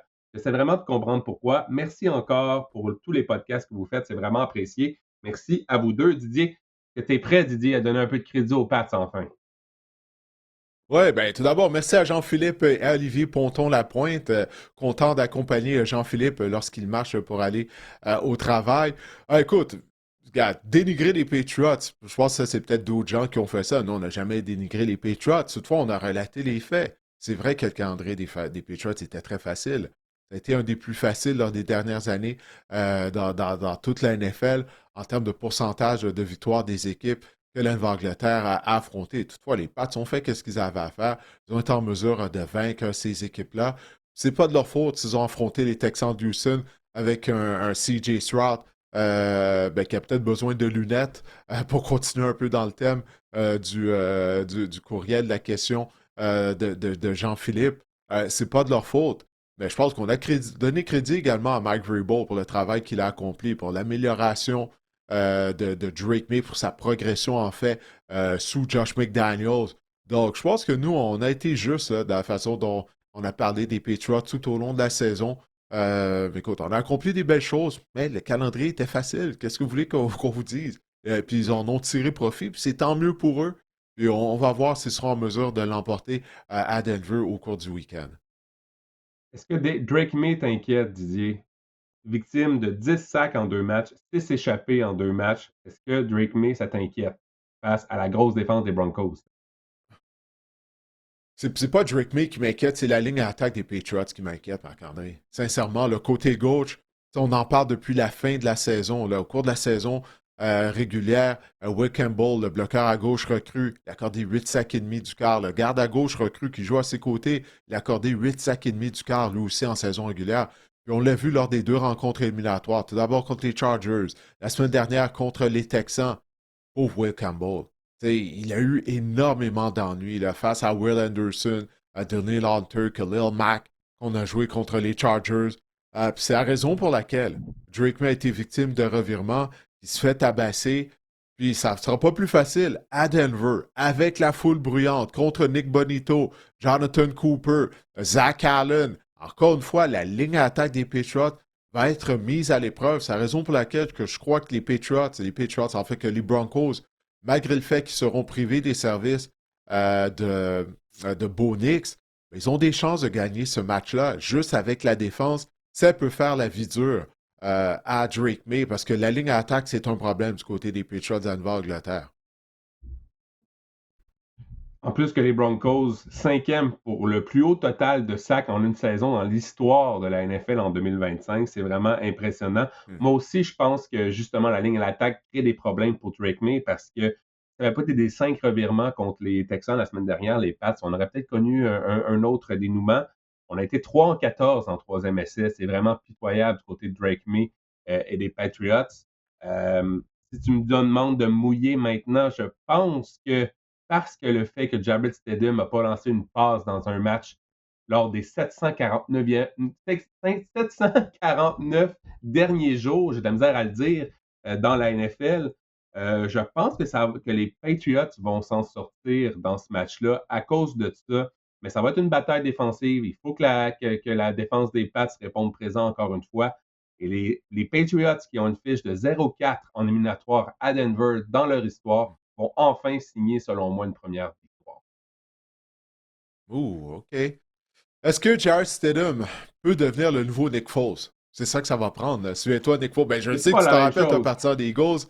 Lorsqu'il a remplacé Carson Wentz, hey, à ce moment-là, Ouais. là, on ne croyait pas beaucoup en Nick Foles, hein, tu sais, puis il a mené les Eagles à une conquête du Super Bowl. Si on remonte encore plus loin dans le temps, Jeff Hostetler, les Giants de New York, lorsque Phil Simms s'était blessé, là, je remonte à loin, là, au début des années 90, on avait surpris les Bills au Super Bowl dans le cadre du Super Bowl 25. C'est ça, il y a une historique, tu sais, ça s'est déjà produit là, que carrière réserviste soit en mesure de mener son équipe à une conquête du Super Bowl. Je vais prendre les Patriots. Jusqu'à preuve du contraire, si Stidham est en mesure, justement, là, de mener les Broncos à la victoire, tant mieux pour lui. Je vais y aller avec les Patriots, mais j'ai des gros doutes. Comme je l'ai dit, j'ai parlé là, des ingrédients, la foule bruyante, le match présenté en altitude, la mauvaise ligne à l'attaque des Patriots face à ce front redoutable des Broncos de Denver. J'ai pas de difficulté à m'imaginer une victoire des Broncos, Marc-André, sincèrement. Mais je vais y aller avec les Patriots parce qu'ils misent sur le meilleur carrière. Mais j'ai hâte de voir si on sera justement en mesure de bien le protéger. Les Rams contre les Seahawks, ce sera dimanche à 18h30. Seattle, à domicile, favori par 2,5 au preneur au livre. On a des questions. D'abord, Johnny Play 911 sur YouTube nous demande est-ce qu'on va revivre le Super Bowl 49 avec un Sam Darnold qui se fait intercepter par Jalen Hawkins, Marcus Jones? J'ai l'impression qu'on a déjà vu ce film du côté des Seahawks, on s'en souvient. L'interception On est face aux déjà Pats. rendu là, hein? Johnny Ouais, Play c'est il est ça. déjà rendu. Il envoie déjà les Sox au Super Bowl contre les Patriots en plus. Mais ça, C'est mais ça sa ça m'amène référence à au te Super Bowl 49. Mais ça m'amène à te parler de Sam Darnold, Didier. Je pense que c'est ça qu'on veut voir. 6 interceptions en 2 matchs contre les Rams cette saison. Il a été victime de 16 sacs en 2 saisons, donc lors des 4 derniers matchs contre les Rams, Didier. Que c'est Sam Darnold la clé chez les Seahawks. Est-ce que Sam Darnold t'inquiète? Est-ce qu'il va pouvoir enfin livrer la marchandise? Ben, certain que ça m'inquiète, qui m'inquiète Sam Darnold. Là, il n'a pas eu à faire grand-chose la semaine dernière contre les 49ers, étant donné que le match était essentiellement terminé après le premier jeu du match, après ce fameux retour de bottée d'envoi pour un toucher de Rashid Shaheed. Et on sait qu'il est ennuyé par une blessure aux obliques. La seule bonne chose, c'est que lorsque Darnold a décoché des passes, ben justement, cette blessure-là ne semblait pas gêner son travail. Mais écoute, là, les Seahawks ne sont plus qu'à une victoire d'une participation au Super Bowl. On a perdu les services de Zach Charbonnet qui s'est blessé à un genou. Kenneth Walker a réussi un tour du chapeau, 3 touchés contre les 49ers de San Francisco. Il va devoir répéter ce genre de performance. Encore une fois, j'ai bien hâte de voir ça, le Sam Darnold face au front de la défense des Rams. Ce qui pourrait éviter les revirements, tu sais, parce que ça, je sais pas pour toi, mais j'ai toujours des doutes concernant Sam Darnold lors de matchs importants, lorsque la pression se fait ressentir à son maximum. Ah, moi aussi, je suis de ton avis. Et parlant de te parler de Charbonnet, on a reçu une question d'ailleurs à ce sens-là de Stéphane Tonnerre sur Instagram. Avec l'absence de Zach Charbonnet, et Seattle vient de perdre leur one-two punch. à la course, qui était le tiebreaker, donc qui était ce qui allait faire la différence dans ce match-là, selon lui. Croyez-vous que cela va rendre possiblement les Rams favoris compte tenu au poste de corps, euh, euh, favoris compte tenu qu'au poste de corps, ils ont un avantage, Didier? Est-ce que justement la perte de Charbonnet là, pourrait donner un certain avantage aux Rams lors de ce match? Je crois pas, non. Je crois pas. Parce que Walker, lorsqu'il est en santé, puis là, cette année, finalement, là, il a réussi à être en santé pendant toute la saison. Mais je pense que qu'est-ce qui a aidé à ce qu'il reste en santé pour une rare fois depuis le début de sa carrière, c'est le fait qu'il était jumelé à Charbonnet dans le champ arrière. Donc, il n'avait pas la majorité des portées. C'est pas mal 50-50 de la façon dont on partageait Ouais, j'ai les courses entre les deux demi à l'attaque. cette saison, Charbonnet, 490 jeux. Ken Walker, 498. C'est assez équitable, merci. Ben voilà, hein. Ouais, ben tu vois, c'est donc vraiment 50-50. Mais Walker, il est très talentueux. Tu sais, on l'a vu contre les 49ers de San Francisco. Lorsqu'une fois qu'il a le ballon dans ses mains, c'est un des vraiment des bons demi à l'attaque de la NFL. Alors, s'il reste en santé, je crois pas que ça va faire pencher, que l'absence de Charbonnet va se faire ressentir. Toutefois, si Walker finit par se blesser, ben là, on ne peut pas miser sur Charbonnet. Donc, je pense que ça serait là que les Seahawks se seraient désavantagés, mais uniquement si ce scénario-là se produit. Écoute, une place où ce que Charbonnet va manquer, c'est en protection de passe. Il est excellent, Zach Charbonnet en protection de passe, mais aussi à la porte des buts. Il y a 6 touchés de ces 12 cette saison qui ont été de la ligne de 1 ou la ligne de 2. En fait, il y a 9 touchés à l'intérieur de la ligne de 5. Donc, c'est le porteur de ballon qu'on utilise Mm. lorsque le terrain se raccourcit à la porte des buts. Est-ce que Ken Walker peut faire le travail? C'est un porteur de ballon tout aussi costaud qu'Ken Walker. Je pense que oui, personnellement, mais j'ai bien hâte de voir comment on va utiliser justement, est-ce qu'on va utiliser un autre porteur de ballon? On a Velus Jones qu'on a vu sporadiquement lors du dernier match, George Olani qui était blessé mais qui semble s'entraîner cette semaine, et Didier Cam Akers sur notre équipe d'entraînement, l'ancien des Rams, que Sean McVay a Il est jeté comme un toujours là, toujours vulgaire dans la bas. NFL. Oui, Cam Akers. Non, sérieusement. Ken Walker, je pense qu'il pourrait connaître un grand match. Ça sera vraiment intéressant de voir ça. D'autant plus, petit secret, Didier, il devient joueur autonome sans compensation à la fin de la saison. C'est une méchante belle vitrine pour aller Mm. se dénicher un gros Oui. contrat ailleurs s'il connaît un fort match. Je ne sais pas si Ken Walker pense à ça, là, mais il Ah, il dit va qu'il peut-être faire de pourrait l'argent, là. ajouter des dollars là, s'il connaît une grosse performance Ouais. lors des 2 prochains matchs. Donc, écoute, j'ai hâte de voir ça. Et on l'a vu la semaine dernière, là, 3 touchés, 116 verges en 19 portées Mm. en l'absence de Charbonnet. J'ai bien hâte de voir parce que justement, Seattle, on était deuxième pour le pourcentage de courses par match. Donc, je pense que ça sera encore une fois l'une des clés dans ce match-là. On va courir avec le ballon, mais je pense que Ken Walker va prendre la majeure partie du travail, sinon la totalité. Puis je pense qu'il pourrait être effectif à ce niveau-là, là, quand même en l'absence de Charbonnet. Donc moi aussi, je pense que le one-two punch, ça ne fera pas une grande différence, l'absence de Charbonnet. Mm. Ah, on voit ça du même œil, les deux, donc je sais pas. Qu'est-ce que ça veut dire pour Kenneth Walker? Peut-être que c'est un mauvais signe, le fait qu'on est d'accord là-dessus, mais il me semble que ça Puis, devrait pas avoir un impact nécessairement, l'absence de Charbonnet. Ouais. on parle de l'excellente défense des Seahawks avec raison, mais il ne faut pas oublier que lors du dernier match, lors de la semaine numéro 16, les Seahawks avaient emporté 38-37. On se souvient en prolongation, les Rams Ouais. avaient échappé une avance de 30-14 au quatrième quart. Mais tu sais, on dit que la défense est excellente, mais Matthew Stafford avait quand même lancé pour 357 verges et 3 passes de toucher. Donc, je me dis que, veut pas, il avait connu du succès. Donc, je pense que l'attaque des Rams, on connaît notre adversaire, ça pourrait être facile. Et ce sera un affrontement entre la meilleure attaque de l'association nationale et la meilleure défense, celle des Seahawks, donc la meilleure attaque, les Rams. Et 9 fois en finale d'association, on a vu un duel entre la meilleure attaque et la meilleure défense. Et la meilleure défense, une fiche. Ce sera la 9e fois. Donc, dans les 8 fois précédentes, la meilleure défense l'a emporté 7 des 8 fois. Donc, la défense a toujours le dessus ou presque sur l'attaque. J'ai hâte de voir si les Rams vont pouvoir renverser la vapeur, mais on joue des matchs serrés. Là, contre les Bears, ça n'a pas été facile. Contre les Panthers non plus. Je pense que d'aller à Seattle, les Rams, là, Matthew Stafford peut faire la différence dans ce match-là. Ça va passer par l'attaque aérienne des Rams actuellement.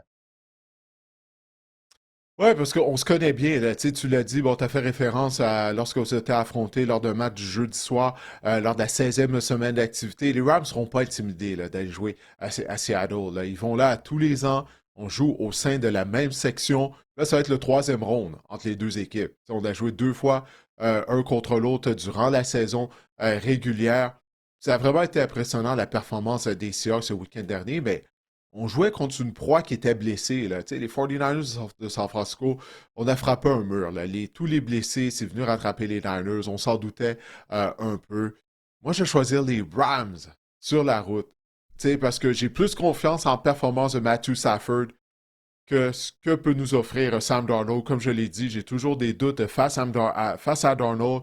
Oui, les deux rencontres éliminatoires des Rams ont été serrées, mais lorsqu'on avait besoin de jeu à la position de carrière, Matthew Stafford a livré la marchandise, Marc-André. Je pense qu'il va continuer de le faire.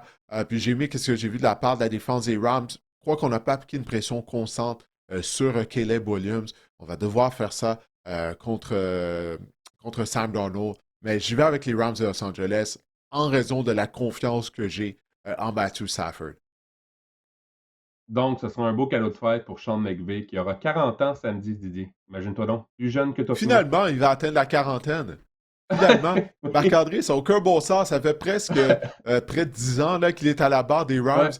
Puis il fait toujours partie des entraîneurs-chefs les plus jeunes de la NFL. Tu sais, c'est à quel point il était jeune. Ben justement, il avait 30 ans, 30, 31 ans lorsqu'il avait été embauché. À chaque fois que je vois le tableau des plus jeunes entraîneurs-chefs, j'en reviens pas qu'il fasse toujours partie de ce groupe-là. Moi, je vais dire pas comme toi. Je vais prendre les Seahawks parce que. Pourquoi, Didier? Parce que Ouais. j'ai une raison infaillible. Je vais m'en remettre au divin.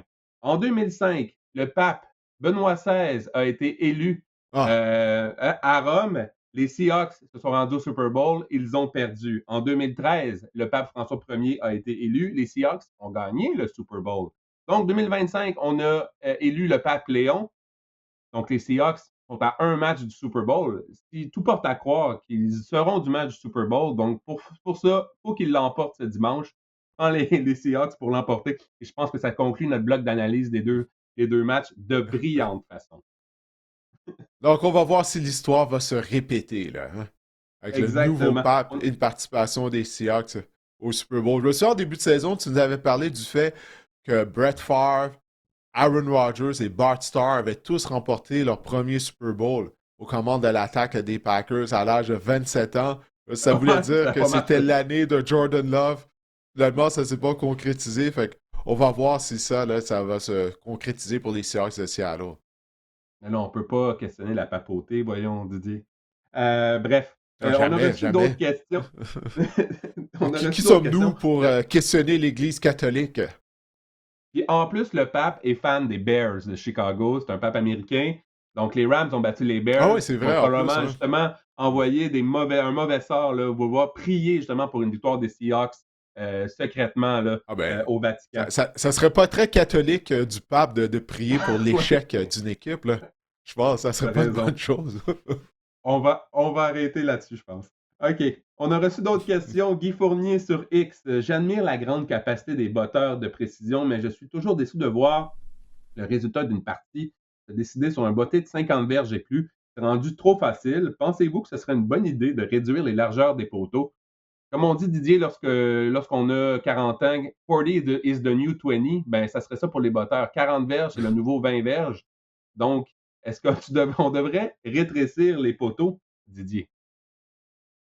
Non, je crois pas, je crois pas. Parce que, oui, c'est vrai que les botteurs, bon, ils ont des jambes plus puissantes que jamais, mais quand même, ça joue entre les deux oreilles. Et puis combien de fois on va voir des botteurs rater des bottées de précision sous pression, même moins de 50 verges. Donc, je pense que c'est ça, c'est cet aspect-là. À l'entraînement, oui, ils peuvent réussir des bottées de 60 verges. C'en est une chose de le faire à l'entraînement avant les matchs. Tu sais, on entend ça souvent des commentateurs durant les rencontres. Ah, durant l'échauffement, il a réussi un botté de pression de 65 verges. Je suis bien content pour lui. Mais durant l'échauffement, il y a zéro pression. Mais là, de le faire durant l'entraînement puis de le faire durant la rencontre, c'est deux choses complètement différentes. Donc, je crois pas que c'est rendu trop facile pour les botteurs de réussir des bottées de 50 verges sous pression. Bien au contraire. Donc, non, je crois pas que ça vaut la peine de réduire la largeur des poteaux.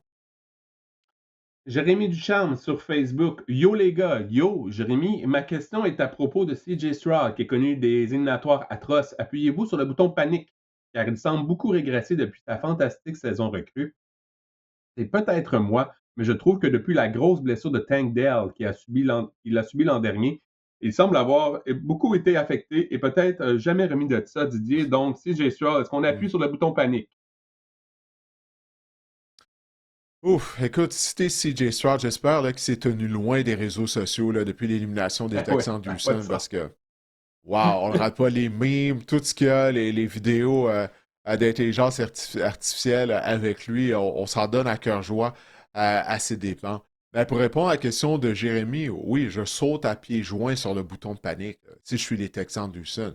Parce que là, ça fait 2 ans que ça dure. Tu sais, la belle saison recrue là, de CJ Stroud, elle commence à être loin là, dans le rétroviseur. Puis, Stroud, tu sais, je sais pas si tu as vu là, les vidéos qui ont refait surface de lui après sa saison recrue. Il semble là, se tenir à haute estime. Tu sais, après sa saison recrue, il s'était classé dans le top 5 des carrières de la NFL. Euh, tu sais, là, c'est ça. Là. Peut-être qu'il a besoin justement d'avoir une petite leçon d'humilité. On va voir ça va donner, qu'est-ce que ça va donner parce que, comme Renaud me le rappelait dimanche soir, tu sais, on a changé de coordinateur à l'attaque, puis on a changé la ligne à l'attaque du côté des Texans. Et on se rend compte que finalement, peut-être que c'était CJ Stroud le problème là, lors des 2 dernières saisons du côté des Texans. Clairement, c'est lui qui a été le problème lors des rencontres éliminatoires parce que, écoute, s'il avait juste été victime de 2 interceptions à Foxborough, peut-être que les Texans auraient gagné le match. Tu sais, mais 4 interceptions en première demi. Non, moi je suis vraiment inquiet face à CJ Stroud. Vraiment, là, en raison de son attitude notamment, il a besoin de se regarder dans le miroir, recevoir une leçon d'humilité, puis de se mettre au travail. Ça presse. Parce que, tu sais, souviens-toi, il y a quelqu'un qui nous avait envoyé une question la semaine dernière qui nous demandait est-ce que les Texans devaient envisager peut-être d'envoyer Davis Mills dans la mêlée? Puis, pas comme carrière partant contre les Patriots. Tu sais, là, j'aurais trouvé que c'était hâtif. Mais après la première demi que Stroud a eue, Ouais, moi aussi, je moi, je pense que je l'ai l'aurais dit en ondes envoyé. là, à la mi-temps. Ben oui, c'est ça. Le moment était venu, je crois sincèrement, d'envoyer Davis Mills en mêlée parce que rendu là, Stroud jouait tellement mal. Tu sais, moi, je te disais la semaine dernière qu'on a enregistré le podcast. Ben alors, CJ Stroud peut pas connaître 2 mauvais matchs. Il peut pas être aussi mauvais qu'il l'a été à Pittsburgh. Il a été pire finalement, Marc-André. Tu avais vu juste, toi, tu avais dit, ouais, tu pensais qu'il pouvait être aussi pire, sinon pire. Tu avais tellement raison. Il a été pire. Puis, s'il jouait à n'importe quelle autre position, on l'aurait cloué au banc. Tu sais, ça avait été un porteur de Mhm. ballon qui avait été victime de 3 échappées là, en première demi. Je peux te garantir qu'on l'aurait cloué au banc. Puis, on aurait dû faire ça. On aurait dû envoyer Davis Mills afin d'essayer de sauver la saison, puisqu'on parle d'un match sans lendemain. Tu sais, puis, je sais, généralement, cette décision-là, on la prend avant la rencontre. Le DG rencontre son entraîneur-chef, on discute des scénarios possibles. Peut-être qu'on l'a fait du côté de Houston, puis on s'est dit, peu importe ce qui arrive, on continue d'aller de l'avant avec CJ. Mais je crois sincèrement qu'on aurait dû le clouer au banc, envoyer Davis Mills en mêlée. Mills n'aurait pas été pire. J'écoute un podcast, les Fantasy Footballers, pour ceux qui veulent écouter un podcast de Fantasy Football. Pour moi, c'est les gars sont drôles. C'est vraiment un des podcasts que j'adore, qui, eux, parlaient d'une statistique que j'ai retrouvée sur Fantasy Data. Depuis 3 ans, en fait, il y a quelqu'un qui a évalué les passes qu'on dit off-target, donc les passes qui sont hors cible dans la NFL au niveau des carrières. Cette saison, TJ Stroud est parmi le top 3. En fait, il est troisième derrière JJ McCarthy et Michael Penix dans la NFL en termes de pourcentage de passes qui sont Hmm. hors cible. L'an dernier, Didier, il a été le numéro 1 à ce chapitre-là dans la NFL. Et lors de sa saison recrue, même sa saison où on dit qu'il a été bon, il était dans le top 3 parmi les corps arrière dont les passes étaient hors cible. Donc, Hmm. c'est un problème. Je pense qu'on a masqué beaucoup de choses lors de sa saison recrue. On peut voir qu'il n'avait pas commis de revirement non plus. C'était peut-être la nouveauté à sa saison recrue, mais c'est un gars qui est quand même imprécis. On fait des blagues avec Anthony Richardson, on fait des blagues avec Michael Penix, on a fait des blagues avec JJ McCarthy cette année, mais je pense qu'il faut mettre CJ Stroud dans la même catégorie. Euh, les statistiques, ça ne veut pas tout dire, mais encore là, il a été victime de passes tellement imprécises lors du dernier match. Des interceptions, il y en a peut-être une là, qui n'est pas de sa faute, que Hutchinson, je pense, qui a échappé, qui l'avait entre les mains, que ça lui a glissé entre les mains. Peut-être, mais les autres, là, c'était des passes imprécises, c'était des décisions vraiment Hmm. douteuses. Donc, je pense qu'il y a un problème. Je pense qu'il va falloir qu'il travaille là-dessus. Voilà. C'est mon point à dire. Et pour Tank Dell, en terminant, je sais pas si ça peut l'avoir affecté. Je sais qu'il était très proche de Tank Dell. Sa saison recrue, ils étaient co-chambreurs, ils étaient colocs, je pense même. Bref, c'était son meilleur ami parmi les Texans. Je ne sais pas si ça a pu l'avoir affecté, mais chose certaine, c'est Ah, mais il que, doit en c'est que revenir je de ça à un pense. moment donné, lui, là. Exact. On a Nico Ouais. Collins, on a Jaden Higgins, qu'on a vu un peu certaines éclosions là, lors des derniers matchs. Nico Collins, sérieusement, c'est un des meilleurs receveurs de passe. Si on pouvait justement lui lancer le ballon plus souvent. Bref, CJ Stroud, je pense qu'il Mais, devra s'en remettre. Je sais qu'il était proche de Tank Dell, mais je pense pas que ça a un impact là, à ce niveau-là. hey, tu mentionnes le nom de Nico Collins. Ça en fait beaucoup de matchs qu'il rate, hein, en passant. Là, il Ouais. est absent. Foxborough, bon, c'est pas de sa faute, il a subi une commotion cérébrale contre les Steelers de Pittsburgh, mais il est souvent blessé. Tu sais, je regardais ça là, lors des dernières saisons. Il fait des séjours régulièrement sur la liste des blessés. Oui, il est extrêmement talentueux, mais si tu n'es pas disponible, peut-être pas ton équipe. C'est constamment sur la liste des blessés. Donc ça aussi, là, c'est quelque chose qui devrait être amélioré la saison prochaine là, du côté des Texans de Houston. On avait une question de Pac-Man 0224. On vient un peu d'y répondre, mais je vais la lire quand même. Salut les gars, pensez-vous vraiment que CJ Stroud est le quart d'avenir des Texans? Je commence à douter beaucoup car il ne prend pas les bonnes décisions. Il a l'air nonchalant. Il ne sait pas quand se débarrasser du ballon. Bon, on vient de répondre un peu à ta question, Pac-Man. Merci beaucoup de nous l'avoir On a envoyé. des On va doutes. passer à la question. Oui, Ouais. exact. On va On a passer à des la gros question doutes. on va passer à la question de Régis Fortin sur Facebook. Depuis 3 ans, je trouvais que la NFL était rendue très offensive. J'ai l'impression que nous voyons un retour du balancier cette année, tout au long de l'année et encore plus en éliminatoire. Les défensives sont vraiment fortes. Ça, c'est vrai qu'il y a beaucoup de bonnes défenses en éliminatoire. Est-ce Mhm. que vous êtes du même avis? Si oui, est-ce que la Ligue a toujours eu des cycles d'années très offensives, suivis de périodes plutôt défensives? C'est une bonne théorie. Un bon commentaire. Régis Didier, t'en penses quoi? Ouais, ben, c'est comme ça la NFL fonctionne. Puis d'ailleurs, merci Régis pour ta question. Tu sais, tout fonctionne par cycle. C'est effectivement vrai. Regarde, là, il y a quelques années, on disait, ah, le jeu au sol, c'est plus aussi important que ça l'a déjà été. Puis bon, moi, j'étais pas d'accord avec ça quand les gens disaient ça. Mais tu vois, il y avait moins de porteurs de ballon qui atteignaient la marque des 1000 verges au sol. Puis là, on le voit depuis l'année passée, ben là, c'est comme revenu, là, tout ça. Donc oui, la NFL, ça marche par cycle. Effectivement, tu regardes, les Broncos de Denver, ils ont une défense solide. Les Texans de Houston avaient la meilleure défense de la NFL, selon moi. Là, si j'ai le soir à bousiller tout ça, je ne veux pas m'acharner sur lui, mais c'est vrai pareil. Les Seahawks de Seattle, tu sais, ils font partie du carré d'as, alors qu'ils misent sur toute une unité défensive. Donc, moi, ça me réconforte de voir qu'il y a une façon justement d'assembler une défense dominante. Parce que là, lors des dernières années, je me disais, ouf, de voir des défenses dominantes permettre à des équipes de connaître du succès, pas juste en saison régulière, mais même en éliminatoire. Il semble qu'en raison de la façon qu'on a changé les règlements, c'est plus possible. Parce que, sincèrement, on n'a pas eu une bonne défense dominante depuis le Legion of Boom. Et puis ça remonte quand même à Mhm. près d'une quinzaine d'années, là, maintenant. Là. Fait que là, on voit que c'est de retour, puis je pense que c'est une bonne chose. En tout cas, moi, personnellement, en tant qu'ancien joueur défensif, j'aime voir les bonnes défenses rapides, robustes. Je trouve qu'il y a une beauté là-dedans. Puis de voir des matchs, tous les matchs se terminer par le pointage de 38-35, des fois, OK, oui, c'est bien, c'est divertissant, mais quand il y a de la mauvaise défense, des plaqués ratés et tout, là, c'est pas trop beau. Moi, ça me fait mal aux yeux. Mais Régis a raison dans son commentaire. Big time, Timmy G et Bears, et plus particulièrement de Caleb Williams cette saison. Croyez-vous qu'ils ont ce qu'il faut pour aspirer aux grands honneurs prochainement? S'agissait-il simplement d'une année chanceuse pour eux, Didier? Donc, les Bears. Ouais, je pense que la fondation est là du côté de Chicago, il n'y a aucun doute. Là. C'est l'amélioration qui a été faite, Marc-André, de cette édition 2025 comparativement à l'édition 2024 sous Matt Eberflus. Tout d'abord, on en avait parlé durant l'été. On s'était dit que si Caleb Williams démontrait des signes d'amélioration, ben, déjà là, la saison serait une victoire pour les Bears de Chicago. Je pense qu'on peut dire que oui, Caleb s'est grandement amélioré sous Ben Johnson, comparativement à ce qu'on avait vu en 2024 lors de sa saison recrue.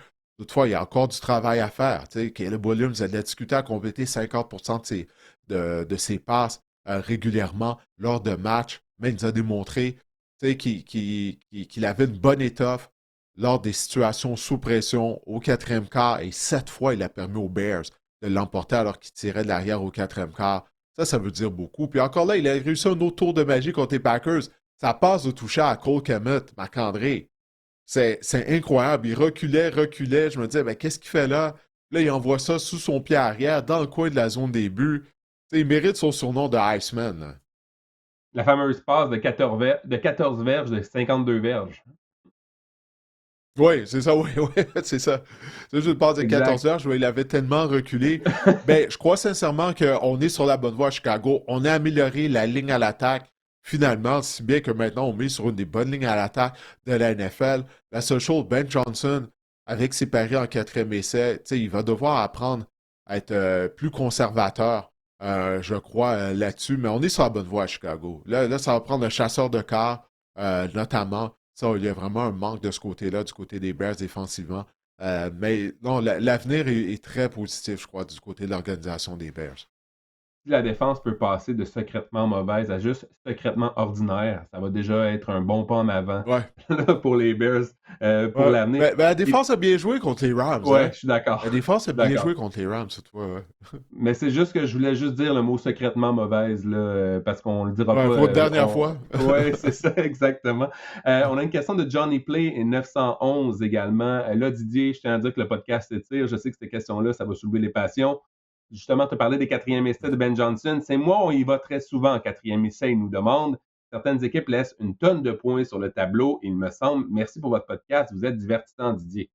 Donc, oui, les Ouais, quatrièmes ben essais. merci, Johnny. Ouais, ben je vois ça comme Johnny. Écoute, tu sais, je viens d'en faire allusion en parlant de Ben Johnson. Le match commence. Les Bears commencent en possession du ballon contre les Rams. On traverse le terrain. On est en position pour réussir à botter 3 points. Prendre l'avance, Marc-André. Je crois que le but dans tout sport, c'est d'avoir l'avance, c'est de gagner le match. Pour ce faire, il faut que tu dois marquer plus de points que l'adversaire. C'est comme ça fonctionne, right? OK? C'est comme ça, hein? Je ne suis pas fou.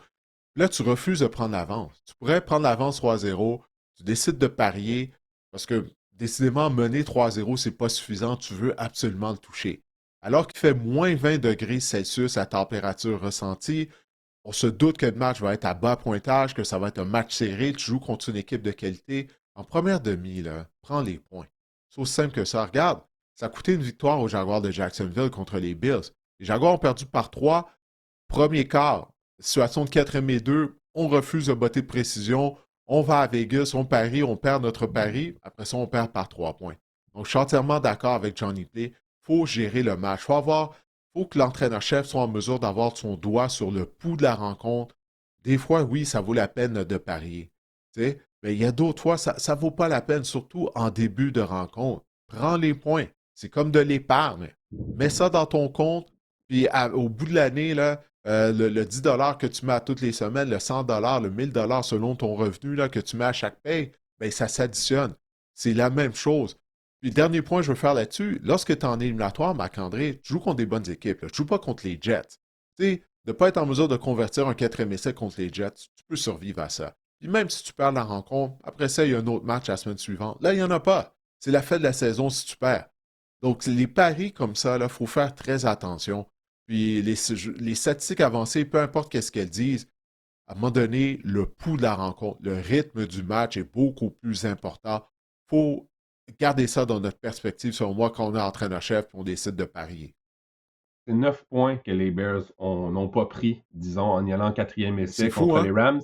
Évidemment, ça leur a fait la différence, comme on dit, dans le match, au bout de la Mm. ligne. On a une question finalement de Julien Labelle qui nous demande sur YouTube, avec beaucoup de controverses au fur des années, quelles mesures la Ligue doit prendre pour que cela n'arrive plus? Puis plus le temps avance et plus c'est pareil. Puis il nous demandait également ce qu'on pense. Est-ce qu'on pense que les Bills vont aller chercher Mike Tomlin comme entraîneur-chef?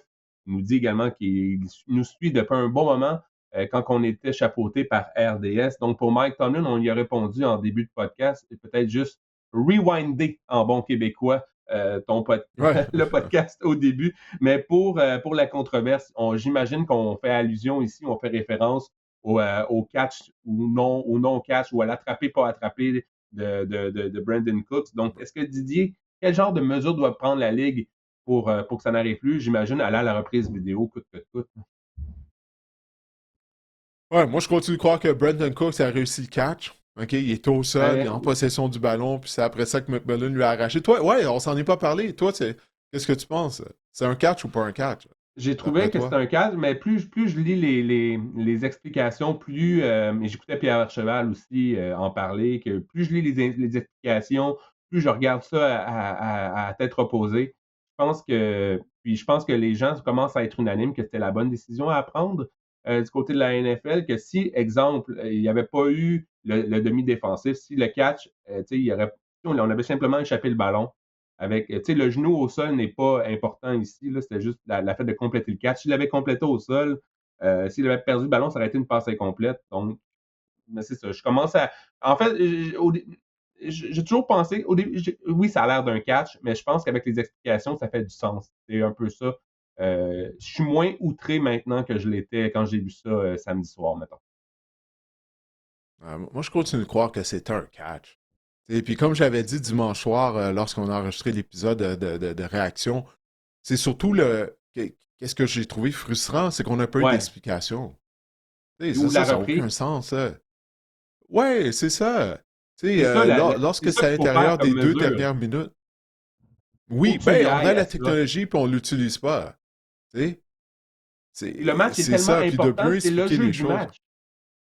Il faut que tu ailles à la Oui, reprise pour regarde. le jeu du match. Ça décide du sort d'une équipe, essentiellement. Et de l'emploi de l'entraîneur-chef. Regarde, Sean McDermott, si les Bills Ouais. gagnent le match, peut-être qu'il a toujours son emploi en plus. Non, mais c'est une des conséquences de tout Je vais ça, dire là, tu comme le sais. proprio des Donc, Ravens, là, pour une autre semaine seulement. ouais, peut-être, ouais, c'est ça. Ouais, mais au moins, on serait rendu en finale d'association. Si Harbaugh avait Ouais. juste gagné un autre match, là, on aurait été au deuxième tour. Là, en finale d'association, c'est peut-être plus difficile de congédier ton entraîneur. Mais quelle réponse, hein, ça, de la part du propriétaire des Ravens. Pour une autre semaine seulement. Mais, non, ben, c'est ça, pour dire, ouais, pour répondre à la question de Julien, utilisez la technologie, vous l'avez. Tu sais, vous l'avez, mais ça fait comme Julien l'a si bien dit, tu sais, tu remontes dans le temps, là, ça fait des années que ça dure. Qu'est-ce qui est un catch? Qu'est-ce qui n'est pas un catch? À tous les ans, on dirait Marc-André, à toutes les saisons, il y a un jeu controversé entourant qu'est-ce qui est une réception, qu'est-ce qui n'en est pas une. Souviens-toi des années de ça, Des Bryant, tu sais, lorsqu'il jouait pour les Cowboys, match éliminatoire Lambeau Field contre les Packers, on avait l'impression qu'il avait marqué un touché. Finalement, on Mhm. avait jugé que non, c'était pas un touché. Il y a un catch Isaiah Likely, plutôt cette année, je pense que c'est Ravens. C'est-tu contre les Steelers? Il me semble qu'il Mhm. avait attrapé le Ouais, ballon dans la ouais. zone des Les buts. On fameux juge que c'est une football passe moves, là. incomplète. Ben oui, c'est ça. Tu sais, euh, c'est tout le temps controversé. Mais moi, pour ce jeu-là, le jeu Brandon Cooks, le fait qu'on a peu d'explications, le fait qu'on dirait tout était bâclé, je trouve ça bizarre. Tu sais, puis surtout à l'ère où il y a plusieurs scandales entourant les paris sportifs. On peut-tu être transparent du côté de la NFL afin d'enlever tout doute que peut-être qu'il y a quelque chose de louche qui se passe? Je pense que ça serait une bonne chose. Je veux ton avis, Didier. Écoute, ça conclut. On a fait le tour des questions. Ouais, c'est ça, on n'a plus de questions. Donc, ça conclut notre tour d'horizon et notre analyse, là, notre aperçu, notre avant-goût des finales d'association de ce week-end. Ça va être du bon football, ça, c'est sûr. Ouais, définitivement, on va savoir l'identité des deux équipes qui vont s'affronter dans le cadre du Super Bowl 60. Il reste juste ça, 3 matchs à la saison, Marc-André, comme on le disait au début de l'épisode. C'est incroyable là, qu'on soit déjà rendu à ce stade-ci de la saison de la NFL. Mais avant de se quitter, je vais inviter les gens à écouter l'entretien que j'ai eu. J'ai reçu un invité dans le cadre du podcast, bien sûr. Il s'agit de Thierry Poyot, du docteur Thierry Poyot. Si vous ne le connaissez pas, ben, il est le médecin en chef orthopédique du Canadien de Montréal. Et en plus de ça, bon, Thierry est natif de Montréal, il est d'origine haïtienne, mais également, il a déjà été un membre d'organisation des Steelers de Pittsburgh pendant un an, à l'époque, Mike Tomlin, bien sûr, était l'entraîneur-chef, il y a une dizaine d'années de ça. Alors, écoutons mon entretien avec le docteur Thierry Poyot. Docteur Poyot, tout d'abord, merci d'avoir accepté mon invitation au podcast Le Sac du Car. Ça fait plaisir. Pour les gens qui ne te connaissent pas, ben, tout d'abord, comme je l'ai dit tout à l'heure, tu es médecin en chef, chirurgien orthopédique du Canadien de Montréal. Mais tout d'abord, j'aimerais parler de ton cheminement.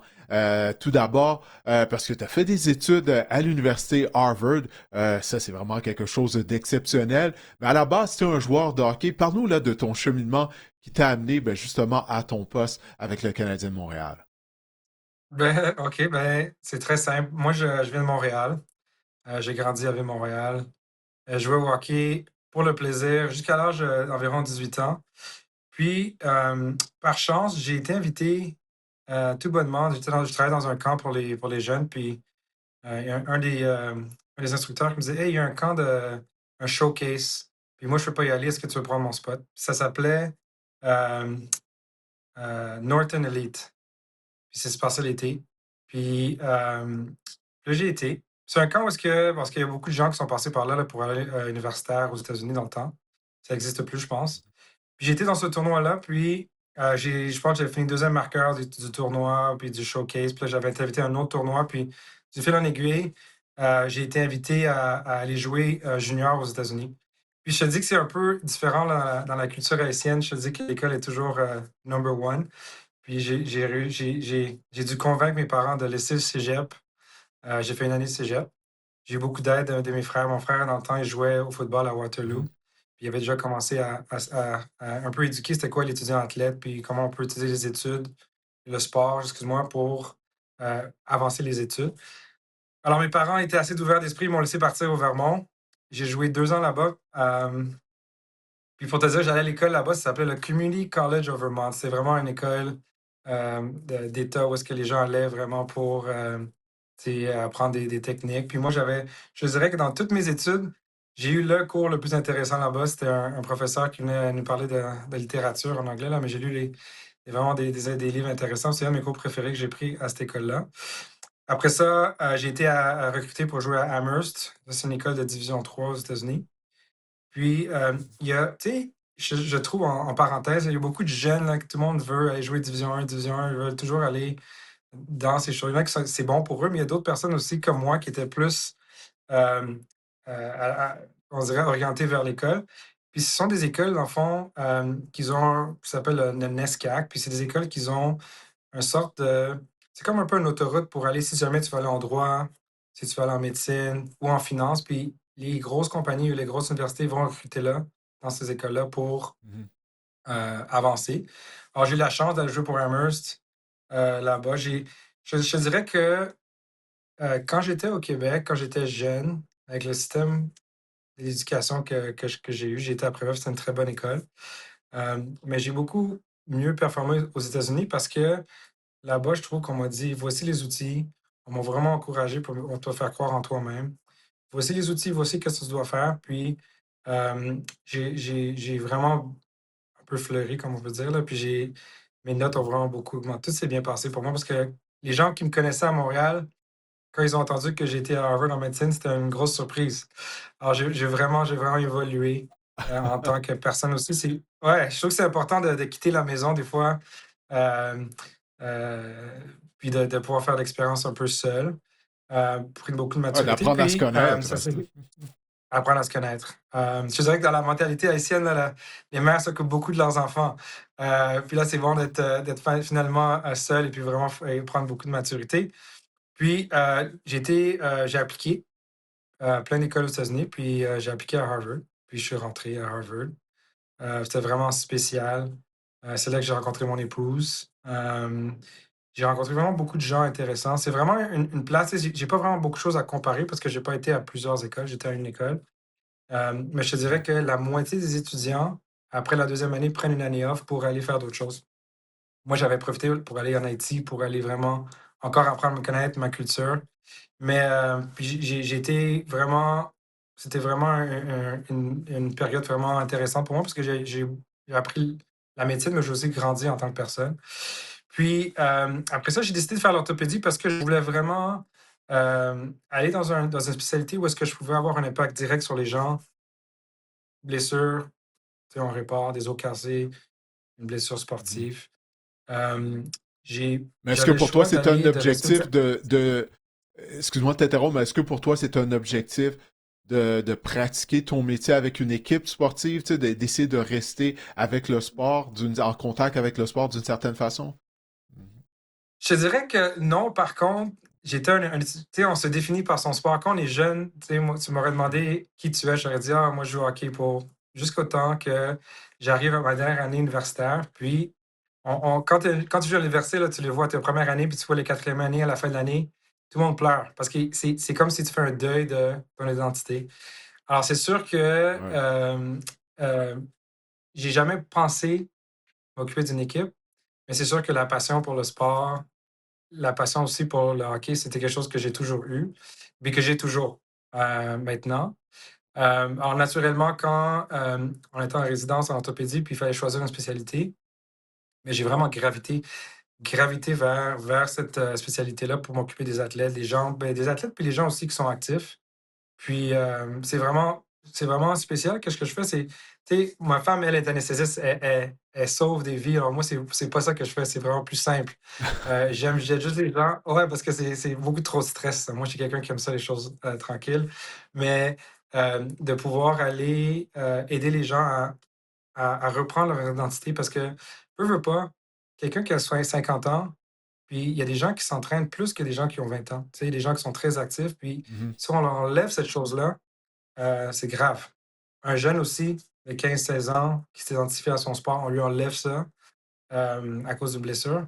Alors, moi, je trouve que j'ai compris ça avec le temps que, avec qu'est-ce que je fais, j'aide les gens à redevenir eux-mêmes puis de continuer à faire ce qu'ils aiment faire. Puis c'est quelque chose qui est très spécial pour moi.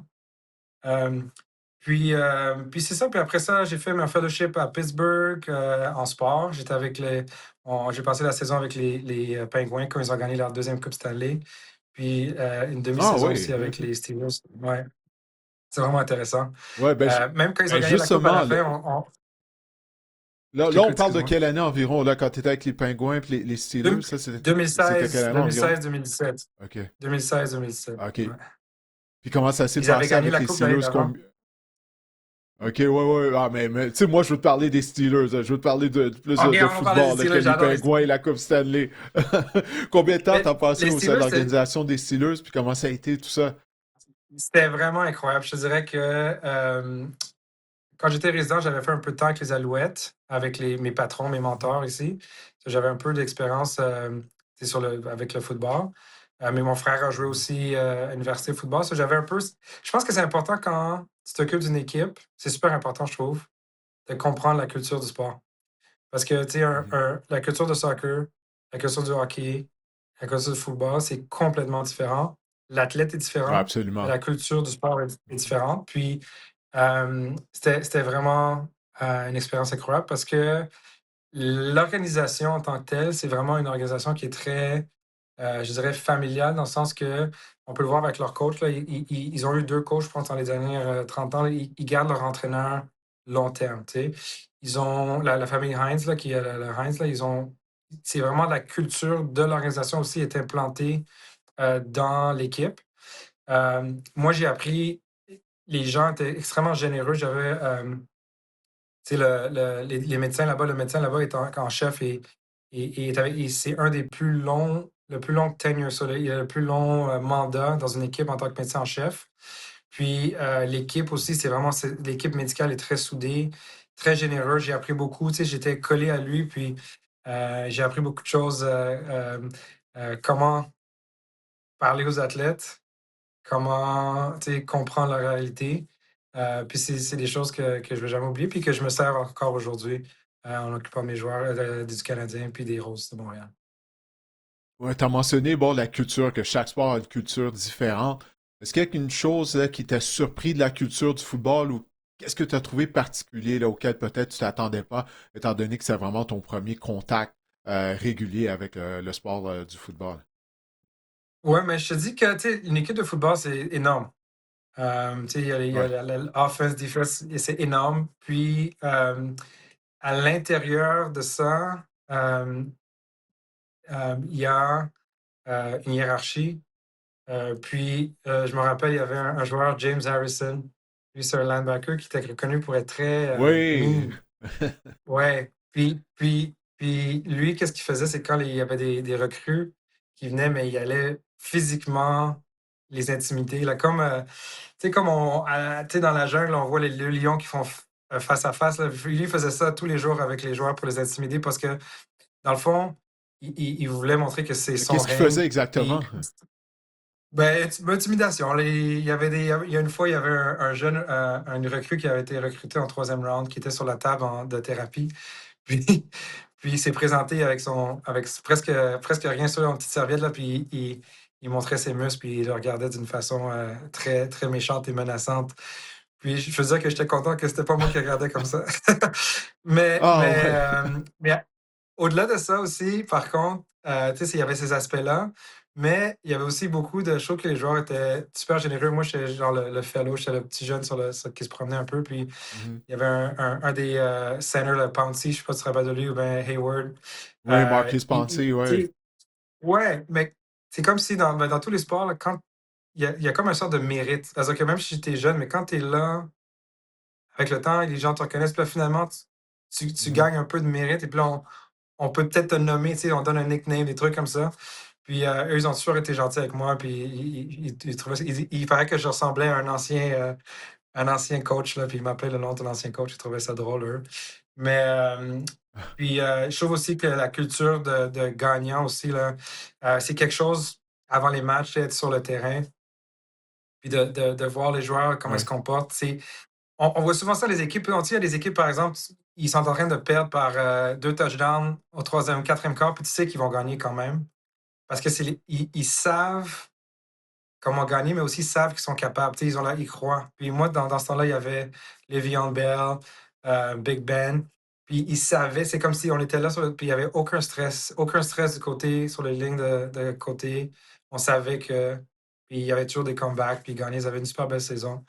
Euh, On avait mais je beaucoup pense que c'est ça, c'est le d'expérience fait en ce que temps-là, ouais. beaucoup d'expérience. Ouais. Mais c'est le fait que même si c'est une équipe qui est grande, dispersée, il y a une façon dans le football de garder. Ils ont une très belle unité quand ça vient au match, puis quand ça vient à contrer l'adversaire. Puis c'est beaucoup plus aussi, je trouve, c'est la guerre. C'est comme si, c'est vraiment, avant les matchs, les gars, je me demande que ça devait être comme ça dans les années 1200 quand les gens allaient à la guerre, là, mais c'est comment émotionnellement préparer ton corps à aller vraiment à la guerre parce que à chaque jeu au football, il y a un contact. Tu sais, à chaque jeu, c'est comme Mhm. c'est vraiment un sport qui est très physique puis très mental. Puis c'est ça, j'ai remarqué. Puis il y a toujours des anecdotes, là, mais c'était vraiment c'est une des choses que je me rappelle du sport et de l'équipe. Ouais, puis là, tu as eu la chance, durant ton séjour à Pittsburgh, de côtoyer Mike Tomlin. Tomlin, après 19 saisons à la barre des Steelers de Pittsburgh la semaine dernière, il a démissionné de son poste à la suite de Ouais. l'élimination des Steelers contre les Texans de Houston. Mais justement, étant donné que tu as côtoyé Tomlin, tout d'abord, ça a été quoi ta réaction lorsque tu as appris qu'il avait démissionné de son poste? Mais c'est drôle parce que tu sais, j'ai fait un an avec eux, mais on part avec un certain sentiment d'appartenance. Puis ça, Mhm. c'est vraiment une personne spéciale. Des fois, on rencontre des gens qui ont une présence. Tu sais, on rentre dans une pièce, puis il y a des gens qui ont une présence juste dans la façon qu'ils se comportent, la façon qu'ils parlent, la façon qu'ils te regardent. Tu sais. Puis c'est vraiment quelqu'un de vraiment spécial. Je comprends pourquoi il est resté à son poste si longtemps, parce que il y avait tout ça. Quand il parlait, tout le monde écoute. Puis quand il te parle aussi, c'est assez spécial. Il me rappelle une fois, tu sais, à chaque mercredi, j'allais avec le docteur en chef, on allait rencontrer le coach. Puis après la pratique, puis on parlait de tous les joueurs blessés. Puis c'était quoi le plan. Puis moi, dans le fond, j'étais là, Mhm. je suis vraiment comme un tableau sur le mur, là. J'étais juste là pour écouter. Puis le coach m'avait trouvé un nickname, il m'appelait Fellow, parce que c'est ça le titre un peu, là, de ce que j'étais. Puis il y avait un joueur qui devait revenir, puis mon patron m'a dit OK, mais il va revenir dans 2 semaines. Puis il se retourne vers moi, coach, puis il me dit Fellow, qu'est-ce que t'en penses, toi? Puis c'est quand même parce Ah que c'est la ouais, première Mike fois Tomlin qui vraiment te que. demande ton Ouais, avis, mais là. c'est Ouais, mais c'est drôle parce que c'est dans un environnement où est-ce que. Comment dire, en bon français, il se foutait de ma gueule un peu, il trouvait ça drôle parce que c'est pas mon Mhm. avis qu'il allait faire quelque chose, mais il m'a mis à cette position-là. Puis j'ai dit, ah, I concur, comme je suis d'accord avec ce que mon patron a dit, c'était drôle. Mais ça m'a quand même un peu réveillé, là, mais il trouvait ça drôle. Puis euh, c'est quelqu'un, comme je te dis, qui était à la fois très sérieux, mais aussi, comme on dit en anglais, playful. Alors, il pouvait faire des blagues comme ça, mais il commandait beaucoup de respect. Puis c'est drôle parce que moi, il s'en va, puis je suis comme, oh my God, est-ce que je vais suivre l'équipe où est-ce qu'il va? Maintenant, c'est sûr que moi, j'adore les Steelers, mais c'est sûr que ça fait quelque chose. C'est une grosse perte pour l'équipe, mais en même temps, je pense que à un moment donné, il faut regarder à d'autres endroits. Puis lui, s'il ne trouvait plus que c'était une motivation pour lui de faire partie de l'équipe, mais c'est peut-être le mieux pour l'équipe en général. Ouais, 19 saisons, là, comme tu le sais, c'est très long. Puis à un certain moment donné, c'est juste la nature des choses, hein. Le message passe peut-être Ouais, plus aussi bien qu'il y a peut-être une dizaine d'années. Tu sais, je crois pas que c'est une coïncidence que John Harbaugh, lui, après 18 saisons à Baltimore, il a été congédié la semaine précédente. C'est les deux entraîneurs qui avaient le plus d'ancienneté avec la même équipe, mais c'est ça, 18, 19 saisons, exactement. c'est long, là. C'est très long. Donc, je pense que c'est juste naturel, tout ça, d'une certaine façon. Mais, tu sais, bon, t'as œuvré, tu œuvres toujours, bon, dans le milieu du hockey, naturellement. Mais tu dirais, c'est quoi, là, les différences que tu as remarquées entre les joueurs de hockey et les joueurs de football? Qu'est-ce qui est particulier, Mais selon je dirais toi, que, du côté des ouais, joueurs de football? je dirais que ouais, le sport, tu sais, le hockey, c'est un sport qui est un peu plus, en anglais, on dit square. Au football, les gens, tu sais, ils vont faire des grosses célébrations. Après, tu sais, ils veulent promouvoir ça. Au football, tu sais, le côté individuel de l'effort aussi est beaucoup plus. Il y a beaucoup plus d'enfants au football qu'au hockey. Tu sais, au hockey, on va souvent entendre qu'on appelle la cassette. Ah oui, il faut me remercier mes coéquipiers, c'est à cause de mes coéquipiers. C'est beaucoup plus cohésif, mais aussi beaucoup plus renfermé. Si quelqu'un il y a un excès, mais là, on va te regarder mal. Sur ça, c'est le sport en tant que tel est différent. Je dirais que, tu sais, avec les années, moi, ça fait comme depuis 2018, je suis avec les Canadiens, puis j'ai tranquillement appris à m'occuper des joueurs avec eux. Il y a vraiment une cohésion qui est plus définie parce que l'équipe est plus petite. Ouais, Puis on apprend à connaître les joueurs. C'est beaucoup plus personnel parce que tu sais, si tu prends soin de 80 joueurs, si tu prends soin de 20 joueurs, il y a une grosse différence en tant que médecin de s'occuper d'une équipe qui est plus petite. Euh, je dirais que l'athlète aussi est différent. Moi, personnellement, tu sais, sans rien enlever aux joueurs de football, je trouve que le football le football, les gens vont dire, tu sais, c'est des choses différentes. Je dirais que aujourd'hui, ça c'est d'après moi, là, tu sais, les joueurs d'université, ils ont tous été à l'université au football. Ils ont dû aller à l'université ouais. pour aller dans la NFL. Le hockey, c'est pas toujours vrai. Ils n'ont pas tous été à l'université. Maintenant, ça change un peu avec les nouvelles règles, avec le NCAA. Par contre, tu sais, il y a des gens qui diraient, ah, mais ça veut dire que les joueurs de hockey sont moins. Non, pas du tout. Il y a malgré ce fait d'école, tu sais, l'école, c'est juste l'école, mais il y a beaucoup de gens qui ont beaucoup, beaucoup de substances. Tu sais, puis beaucoup aussi tu sais, de maturité, puis tu sais, on va dire d'intelligence. C'est vraiment un athlète qui est complètement différent. C'est un sport qui est différent. Tu sais, tu regardes un athlète de football passe 10 mois dans le gym, on va dire, à s'entraîner. L'athlète Mm. de joueur de hockey, c'est différent. Tu sais, oui, il y a l'aspect force gymnase, mais il y a d'autres choses tu sais, qui sont reliées en performance, qui ne vont pas juste aller Ouais. pour la masse corporelle ou bien la force physique. Alors, l'athlète est Ouais, puis au différent. football, tu joues juste une fois par semaine aussi au football. Tu sais, il y a juste un match par semaine. Tu passes énormément de temps, ben, comme tu viens de le dire, dans la salle de musculation, mais dans les salles de réunion également, Ouais, tu sais, sur le terrain et tout. Fait que c'est une dynamique qui est complètement différente. Tu sais, le Canadien peut jouer quoi, trois, quatre fois au cours de la même semaine. Donc à ce ouais. niveau-là, il y a vraiment une grande différence, je Ouais. trouve. Je pense pas que les gens réalisent que les joueurs professionnels ont tu sais, une charge sur leur corps qui est extrême. Tu sais, si Mhm. le football, on joue une fois par semaine parce que si on jouait plus qu'une fois par semaine, mais tout le monde serait blessé. Tu sais, Ouais. Ben, tout le il y a monde des, est comme on blessé l'a dit, juste en jouant une fois par semaine, rendu à la fin de la ouais, c'est ça. saison, tu Mais sais. je pense que quand j'étais avec Pittsburgh, c'était comme la moyenne, c'était qu'il y avait une blessure qui demandait une chirurgie par match. Tu sais, c'est juste pour te dire que Hmm. c'est le contact et c'est un sport qui est très, très physique. Le hockey aussi, c'est un sport qui est extrêmement physique, puis qui a des contacts tu sais, à tous les matchs, puis c'est à chaque 2 jours, puis la charge aussi sur le corps est incroyable.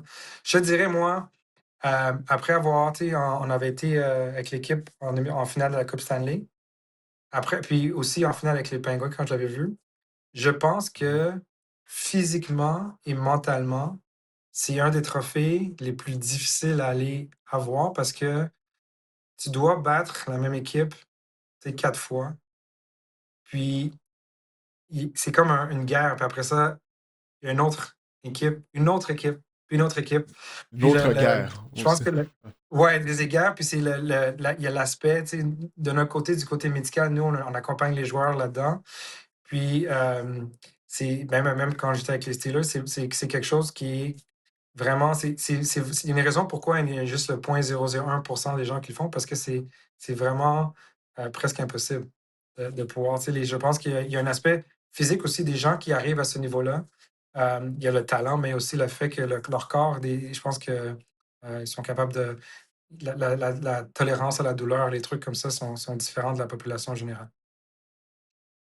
Ouais, non, ça c'est vraiment bien dit parce que c'est pas tout le monde, même si tu as le désir d'être un athlète professionnel, mais tout d'abord, physiquement, c'est ça qui va décider là, si tu vas te rendre dans la Ligue nationale de hockey ou dans la NFL. Tu sais, t'as beau avoir du cœur à l'ouvrage et tout, mais probablement, si tu veux jouer à certaines positions, ben, faut que tu aies une certaine grandeur, un certain gabarit, notamment. Puis il faut que ton corps soit en mesure justement de supporter tout ce que tu viens de dire, tu sais, tous les entraînements, les pratiques, les matchs. Tu sais, parce que souvent, tu sais, puis je suis coupable de ça moi aussi, là, on donne l'étiquette de joueur fragile là, tu sais, à certains athlètes. Ah, ce gars-là, il est fragile, il se baisse tout le temps.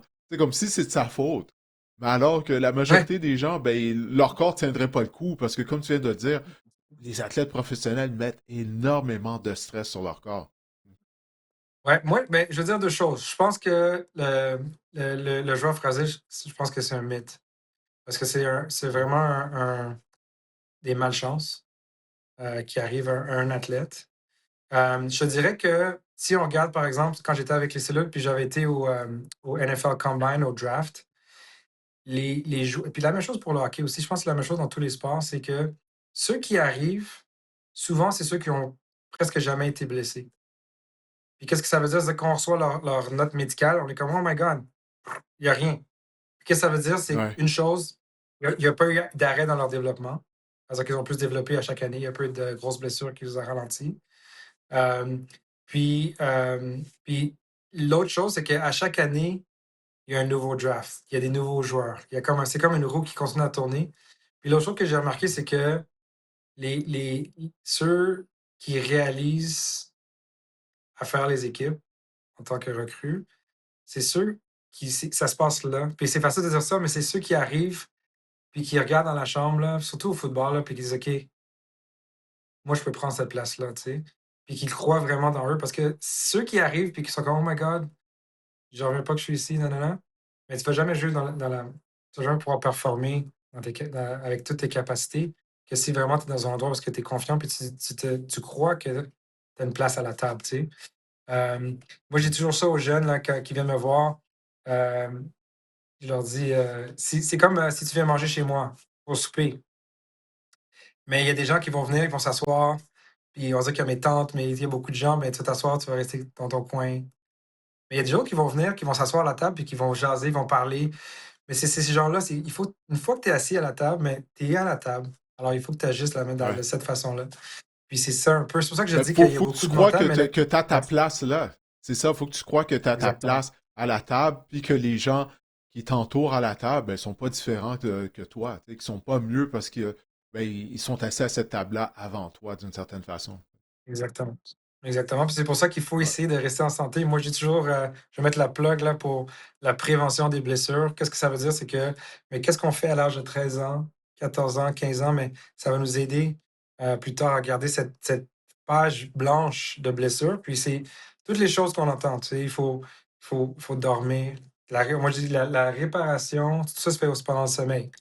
C'est-à-dire que si on dort 6 7 heures, hmm, 5 6 heures, c'est pas assez. Quand les ouais. gens ont des Ça, c'est toujours chirurgies, la on première va dire chose du qu'on sperme, néglige, le sommeil, hein? ouais.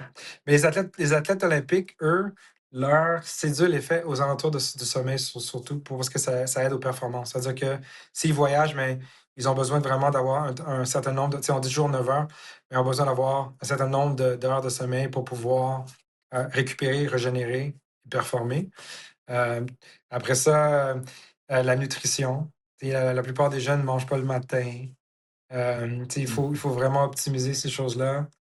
Puis après ça, c'est s'occuper de son corps, s'entraîner, travailler sur ses faiblesses. Je trouve que la chose la plus difficile, tu sais, on le voit là, les ligaments croisés, on va dire, c'est une déchirure qui arrive de façon épidémique, dans le sens que pendant la croissance, le corps change. Les adolescents, ils veulent pas, on joue au foot, on joue au soccer, on joue au hockey. Il n'y a pas beaucoup de temps qui est mis en place pour développer la masse musculaire, pour supporter ce nouveau corps qui change à chaque année, à Hmm. chaque mois. Puis, qu'est-ce qui arrive, Ouais. c'est que on a des blessures. Puis, je pense qu'à un moment donné, on va avoir, comment on dit en anglais, le wake-up call, où est-ce qu'on va vraiment dire, OK, ça en est assez, là, il faut vraiment faire quelque chose de différent. Puis que, à la fin de la journée, pour avoir cette page blanche de développement qui est ininterrompue, parce que les gens vont dire, qu'est-ce qu'il faut faire? C'est mieux de faire une pratique pour développer les skills ou s'entraîner pour prévenir les blessures ou, tu sais, il y a toujours les options, puis les gens toujours optent pour skills, tu sais, les habiletés. Puis Ouais. souvent, qu'est-ce qui arrive, c'est que à la fin, on se retrouve avec une page avec plusieurs choses dessus. Puis qu'est-ce qui arrive, c'est on est loin du terrain, on est blessé, on ne peut pas s'entraîner. Alors, c'est ça un peu la mentalité qui doit changer. Il faut vraiment mettre beaucoup plus d'emphase sur la capacité au corps. On appelle ça en anglais, mais en français, c'est la littératie du mouvement. C'est-à-dire que quand on grandit, le corps change, mais pour bien bouger, il faut vraiment le supporter en masse musculaire. Aussi, les choses comme les pilates, c'est vraiment important pour lier, en fond, le bas du corps et le tronc et le haut du corps. Je te dirais que les méthodes d'entraînement ont changé avec le temps. Parce que maintenant, on utilise plus des choses comme les pilates ou les techniques comme ça pour vraiment renforcer le corps à travailler comme une chaîne pour la qualité du mouvement.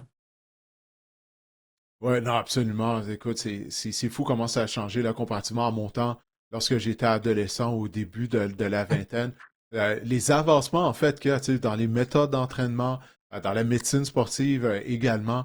Tu sais, là, c'est pas juste d'aller au gym puis bon, de lever de la fonte, 4 séries de 10 puis c'est tout. Là, tu sais, là, c'était à peu près ça là, à l'époque. Là, ça a vraiment évolué. Mais comme je te disais, nous, on parle beaucoup de prévention des blessures. Puis justement, ici, à Deux Sports, on a fait un lab pour mesurer vraiment la qualité du mouvement. Pour voir où sont les faiblesses. C'est-à-dire que c'est bon pour les jeunes qui sont des athlètes ou qui veulent jouer professionnellement. On a des joueurs professionnels qui viennent. On a aussi des gens qui sont juste actifs puis qui veulent rester en santé pour faire leur sport. Puis enfin, ils viennent ici, on a des caméras avec l'intelligence artificielle, puis on peut vraiment voir comment les gens bougent, où sont les faiblesses. Puis après ça, on peut voir sur quoi travailler. Puis naturellement, comme on sait, on travaille sur nos faiblesses, mais non seulement ça peut nous aider à prévenir les blessures, mais aussi à augmenter nos performances. Alors, c'est vraiment quelque chose qu'on a fait ici au Lab à Deux Sports. So, on espère vous voir bientôt.